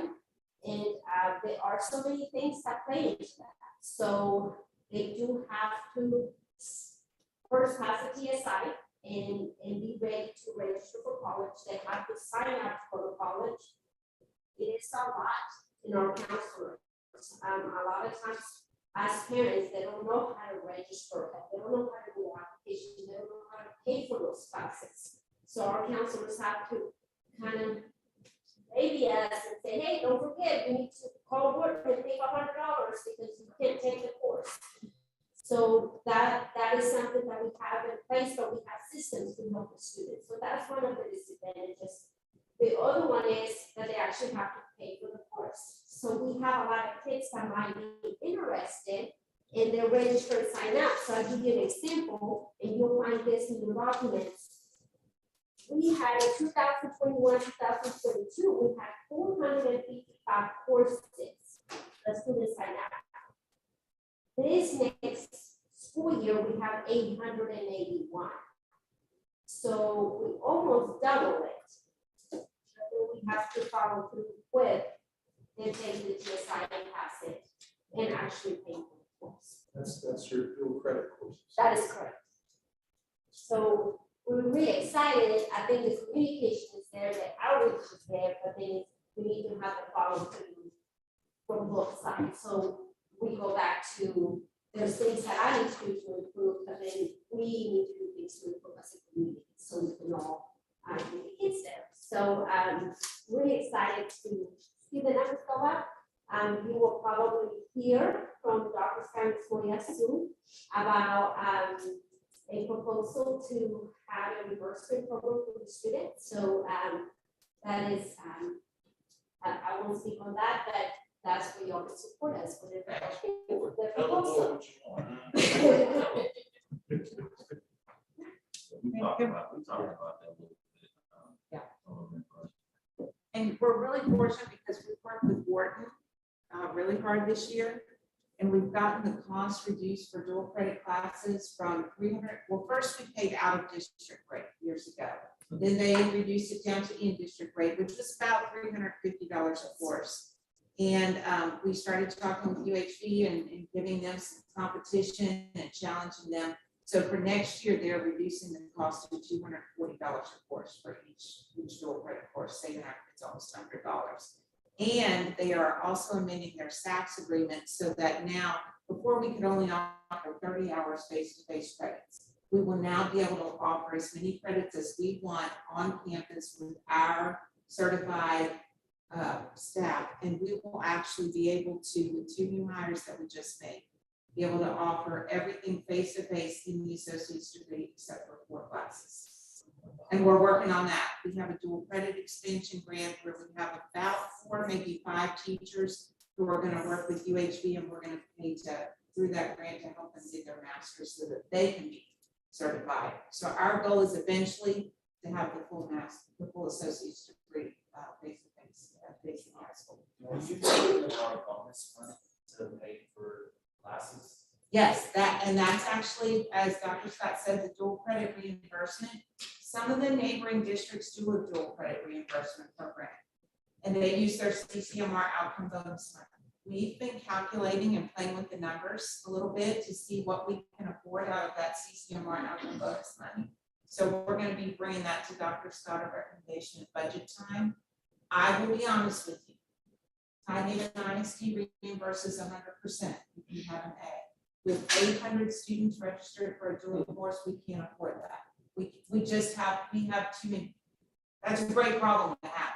We just have such big numbers. It would deplete our whole CCMR money and then go into your local budget. But we can certainly come up with a plan that would offer some type of reimbursement to kids. I'm sure we have, but the next question was, have we worked with like Education Foundation or some other local entities? Because what I'm worried about with the reimbursement thing is they still have to come up with money up front. You know, a lot of parents don't have that $300 or $200, whatever, up front to pay to get back 6 months from now. Do we have something set up for that gap? So that's a great question. We actually apply for the grant every year for the early college, and every year I have been granted $5,000 that goes to the early college students. Then I also have several scholarships that have been provided, which the students know we have the scholarships in place. And something that makes me really, really proud is that a lot of times I might have teachers that said, I don't want to pay for a class. You will tell me who you believe starts this class, and a lot of times by the end of the semester, I might have 2 credit cards, and they just choose to pay certain kids to take their class that we will benefit and cannot pay for it.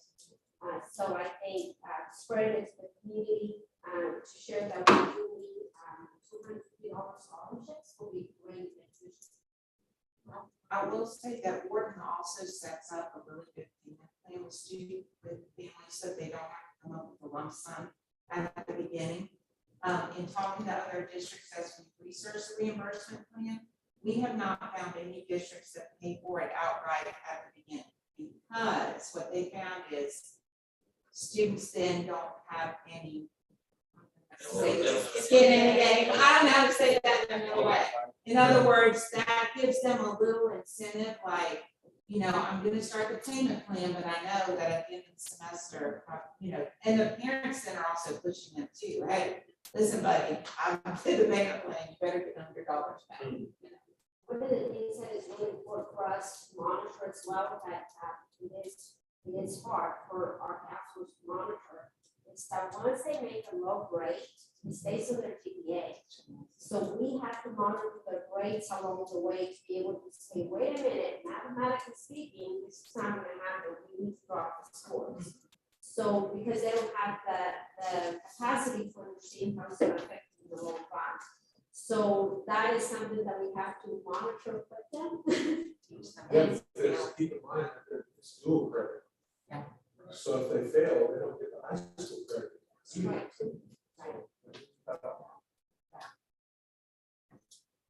So would you always want to put proposals from Dr. Scott? Thank you all. Several organizations that are going to do scholarships. So we should wonder on this. Thank you. Thank you. So keep in mind your goal is like the scoreboard. If this is football, the score you want to have. Goal progress measure, just things that are helping make sure, like goal progress measure 1 in a football game might be no turnovers. We're gonna control the clock. That's goal progress measure number 2. And number 3 might be, how many sacks you make on the quarterback. I don't know. There's different things like that that you're looking at. If you do these things, you should win the game. That's what goal progress means. They're interval goals that lead you to your ultimate goal. So I really applaud our principals. And I just want to tell y'all something too, tell you a little story. I hadn't told Dr. Scott this, but I was walking through the hallway of the Regent Center the other day, and I came across a conversation that I heard some of our principal coaches were having. And I heard that they said, so I stepped into the conversation, just listened for a minute. And what they were doing, they were all talking. Because they were working with different principals at your school. And they were applauding, basically applauding the work that your principals were doing. You know, we all kind of agree that we enjoy coming out and working with the rest of this.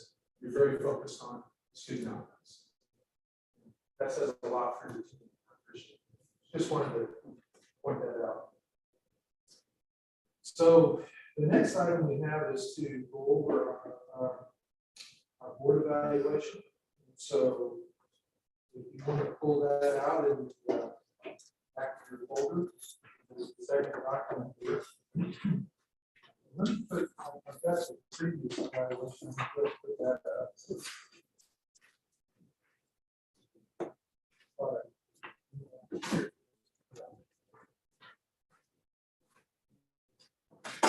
Here is, you can see this is the previous evaluation and what you scored. And so tonight we're going to go ahead and score this. We're going to start with number 1. Just to be reminded, it is an integrity instrument. So that's what it's called. The integrity instrument. So we're going to try to have integrity as we go through it and try to do the best we can, but still be true to it. So on vision and goals 1, the board has adopted student outcome goals. Where do you think you score on this?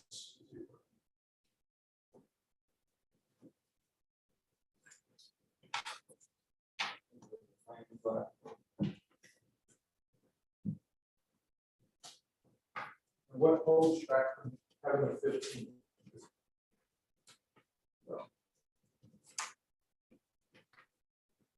Broad community ownership of the board's vision and student outcome goals, and they're committed to memory.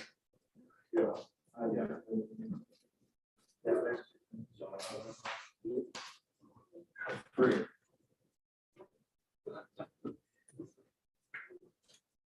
So you all agree with the 12? Okay. What about the next one? Is vision goals 2? Board has adopted the progress measures aligned to student outcome goal.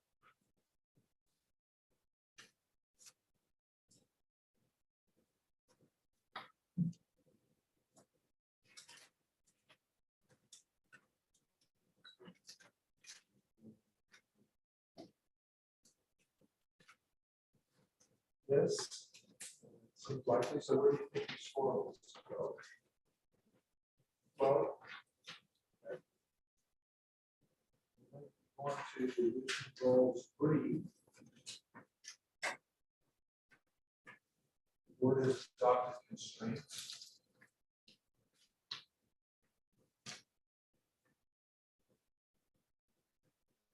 And next month, by the way, we look at all your constraints. Board constraints and student information.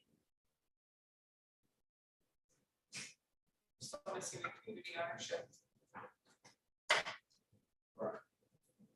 So where do you think you score on this one? 9. Okay. Does everybody agree on that?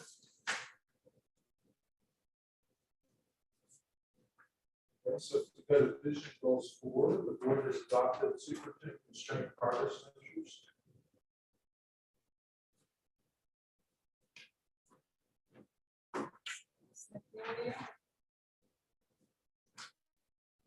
There's a theme.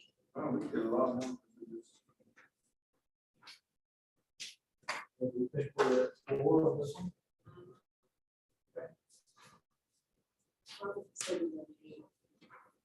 Okay. If you go to needs focus, it's a 4 point. Okay. Focus on this particular. We haven't gone. Oh, one. Why I say 4? Well, we have CPMs that will challenge the organization and focus on the vision. We have CPMs that will challenge and uphold community values. We have some corrections that need to be made that I don't think that means that we don't have them. It's just referring to a specific one tonight needs to be seniors instead of all. All are predictive of the respective constraint and all are influenced by the superintendent. I think if you go down to approaches, the board has adopted no more than 3 CPMs for each superintendent constraint, which is true. All CPMs include 1 to 5 year deadline, month and year, a baseline and annual targets, so we're there as well. But I think that they challenge the organization, they uphold our community values.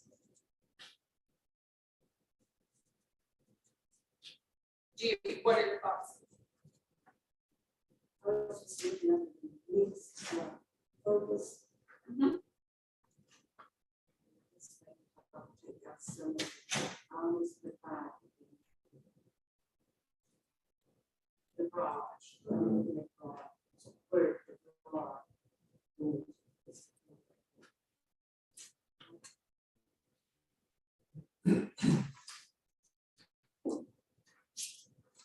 And I think just by some of our discussions tonight about some of the numbers, some of the data, I mean, you can tell who's not about the ownership. Yeah. Or maybe even knowledge. I don't know. So we've got some work to do with it. So do we think we're at 4?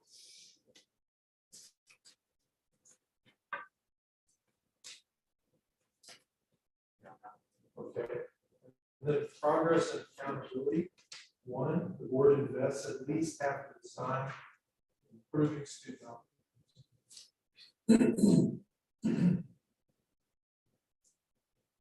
So we were at this last quarter, what you do is you look back at the quarter, it's 39.9% of the time in those previous 3 months.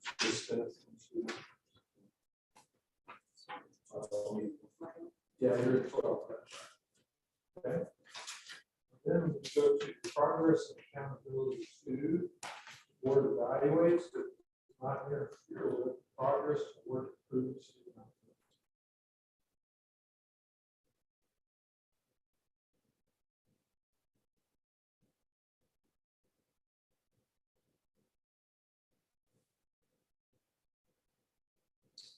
We were 0 because we had voted to approve one yet.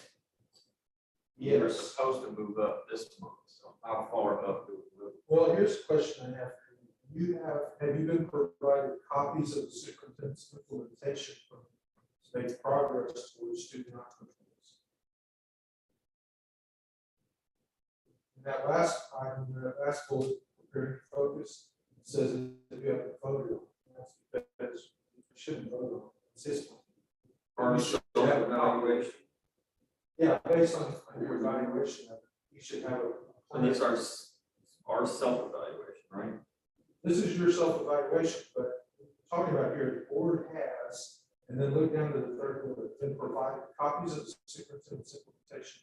Oh, you're up on number 1. Okay. Yeah. Yep. And so if you can't score number 1, you have done the evaluation. You're Last still at time I 0. was told that. Because you just hadn't had an opportunity. Right. But now I'm not sure, I don't know. That's why I'm circling that point. No. Do you have a plan? No. Okay. So then really you go back to 0. Yeah, we're going to 0. There was a mix up in the.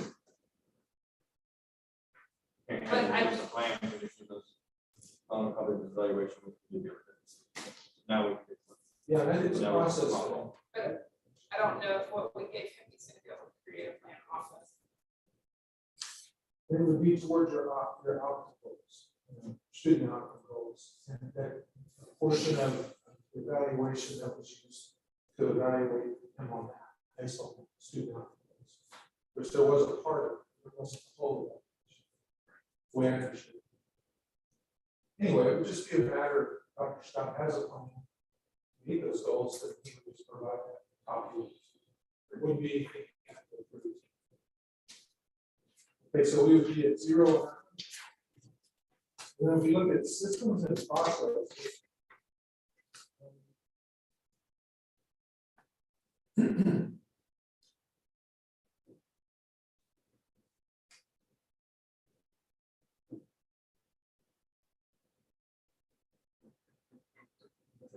That's number 8, but we're getting close.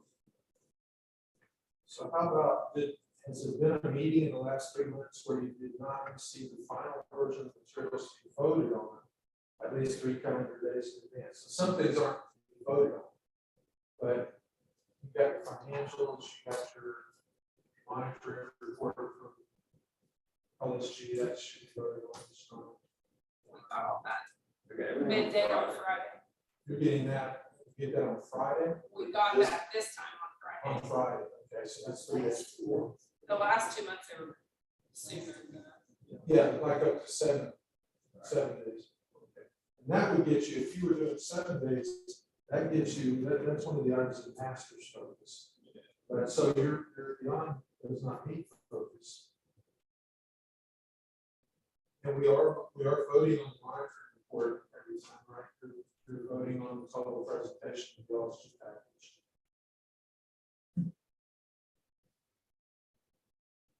But we're over on the average of 3 hour meetings. Yes. We're not at meetings. But we can get an approach. You can get approaches. So we will go up this time. So are we at 4? Everybody agree with that? So where it says it's not been modified, changing it to say students and seniors. No, Is that that's 2 different things. that's not changing the calendar. Yeah. No, we're not. On approaches focus, the second one. Oh, no, we haven't adjusted. So. Yeah, so we have 4, right? Okay.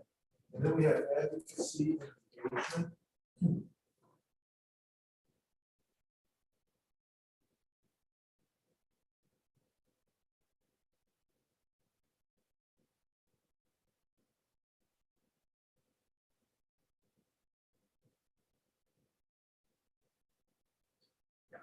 We just haven't gotten out the first one. Yeah, we're still at 0. Okay. Everybody agree with that? Certainty of support.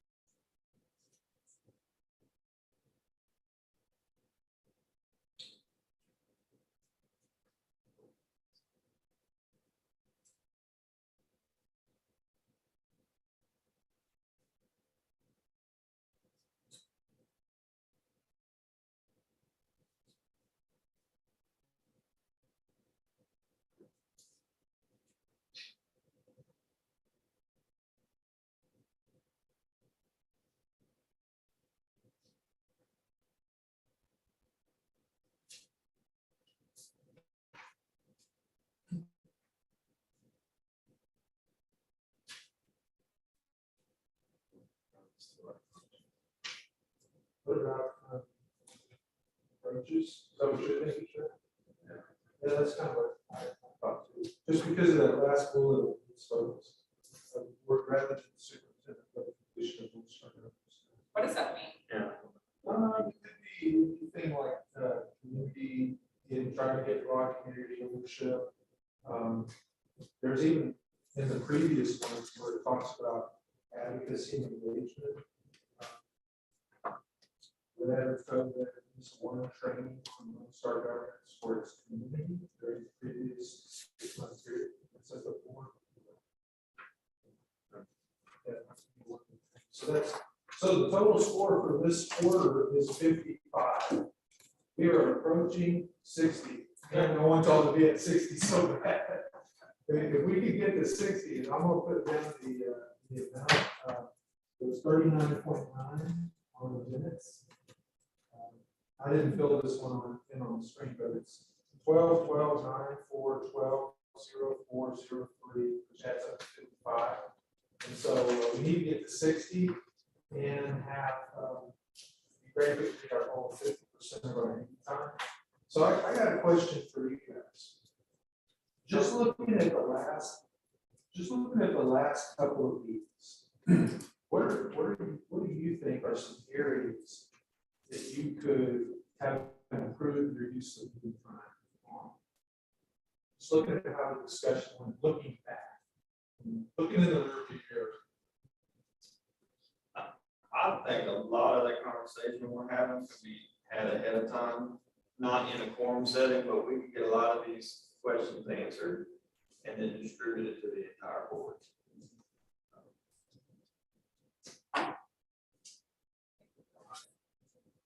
Yeah, there was a lot of that.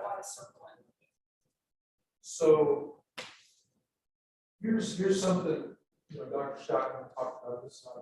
I think a training workshop around the area of Robert's Rules of Order would help the dash of what is board role and what's administrative role. Because let's take, for instance, and I'm not trying to say it's wrong, I'm just saying, just an observation. Y'all mind if I just make an observation? Okay. And no, please about me. Okay. Give me some.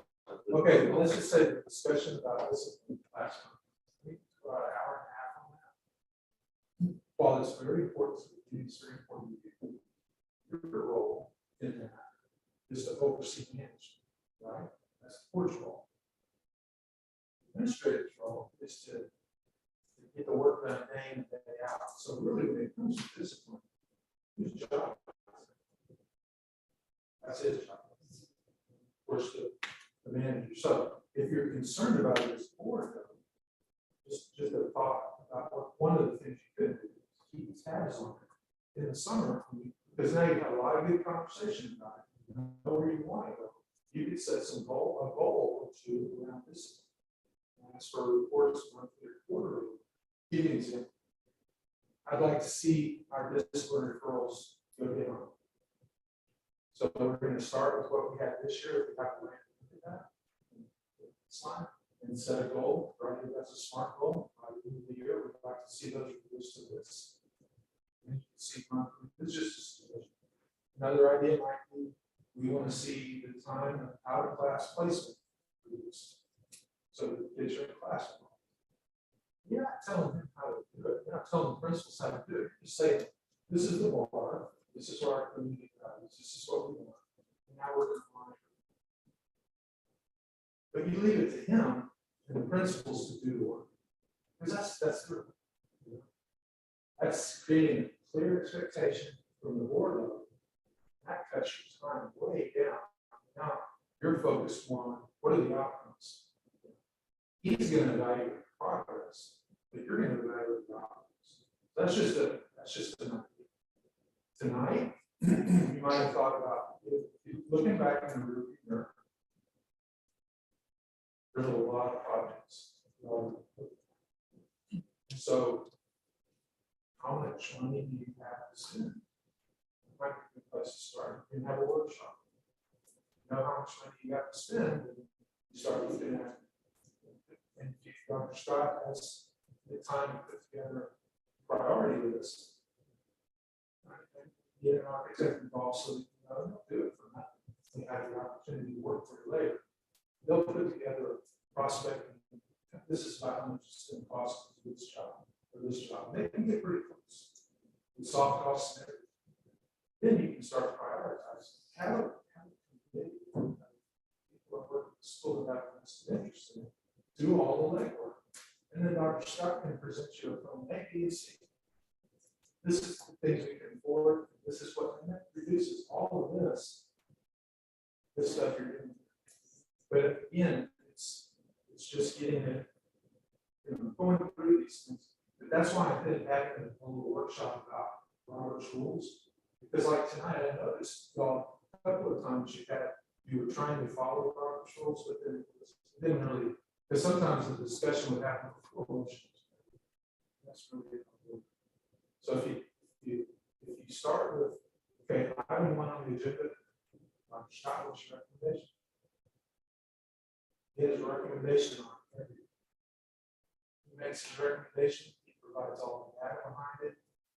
And then somebody makes a motion, somebody seconds it. Now we're up for discussion. Talk about it. And I know when I was sitting in this chair, I always had a plan B and plan C in my back pocket, just in case you didn't like them. Because it's his job to come up with recommendations. That's super.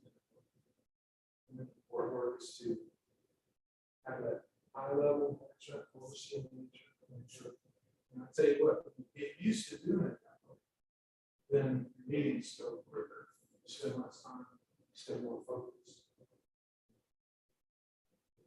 Equals the managers operating the district day in, day out to really get traction on these things. He has clear purposes. So Dr. Scott, if I can step out of line, any of y'all, you hired me as your coach. So all I'm trying to do is give some coaching suggestions. Those are the, you can take that or, but I think the training, we could have a workshop, we could do it in an hour, 15, an hour, 20 minutes, make it something that's very focused. Do you think that's something that needs to happen once we have people, once the election's over? Yeah, shortly after. I would wait for that. Couple that with. What'd be great to do is a team building. Yes, that's Like what a I team was. building after the election, maybe in June. Yeah. And we could set it up on a night, have a meal together, and share that time together. Yeah. Focus on how to improve the board work. You guys are really on the path. You've got a lot of good things going. And this Lone Star governance is a beautiful piece to help us stay focused on what we're really here for, which is student. Man, there's so much potential. You guys are doing good. The folks in the school district, amazing work. Really are. It's a fun place to come for us. This is a fun place to come. We're seeing really great things. Thank you very much for listening. If I stepped out of line, I should have. We encourage that, please. The coaches are supposed to tell us all of their stuff. Okay. Well, I didn't see it. I didn't speak her. I didn't blow a whistle. But a compliment sandwich. Tell us when we're doing good. Oh, okay. No. Then finish this off with you. No, you guys, I mean, look at the results that you're getting over the years. I mean, it's, yeah. And then the things I said beforehand about the people that I work with some real professionals. Coaches that coach, these are people with 30 years of experience and principals in 4 or 5 districts. And when they're complimenting their people like that, that's a sign. It's a system-wide. It's good. Once you say we have 56. You got 55. 55. 56. Did you get 56? That's why I asked you. You got 56. Okay, good. My math is not very good. Let's see. We already got 1 extra point. I make a motion to adopt LSU as. Ah, you're right. That's It's been made by trustee Westmore to adopt LSU as discussed. Is there a second or no? Also, motion been seconded by trustee Tennant. Is there further discussion? Are you talking about the changing it from all students to seniors? No, just we have to adopt what we just. Oh, okay, yeah, sounds good. Proven work we did tonight. Thanks a lot. Appreciate it. All in favor say aye. Aye. Opposed say no. Hearing none, the motion passes 5-0. Item 8. Motion been made by trustee Westmore to adjourn. Is there a second on the motion? Motion is seconded by trustee Robinson. Any further discussion? Hearing none, all those in favor say aye. Aye. Opposed say no. That's 5-0. See y'all in a couple weeks. Looking forward to it, James. Looking forward to it.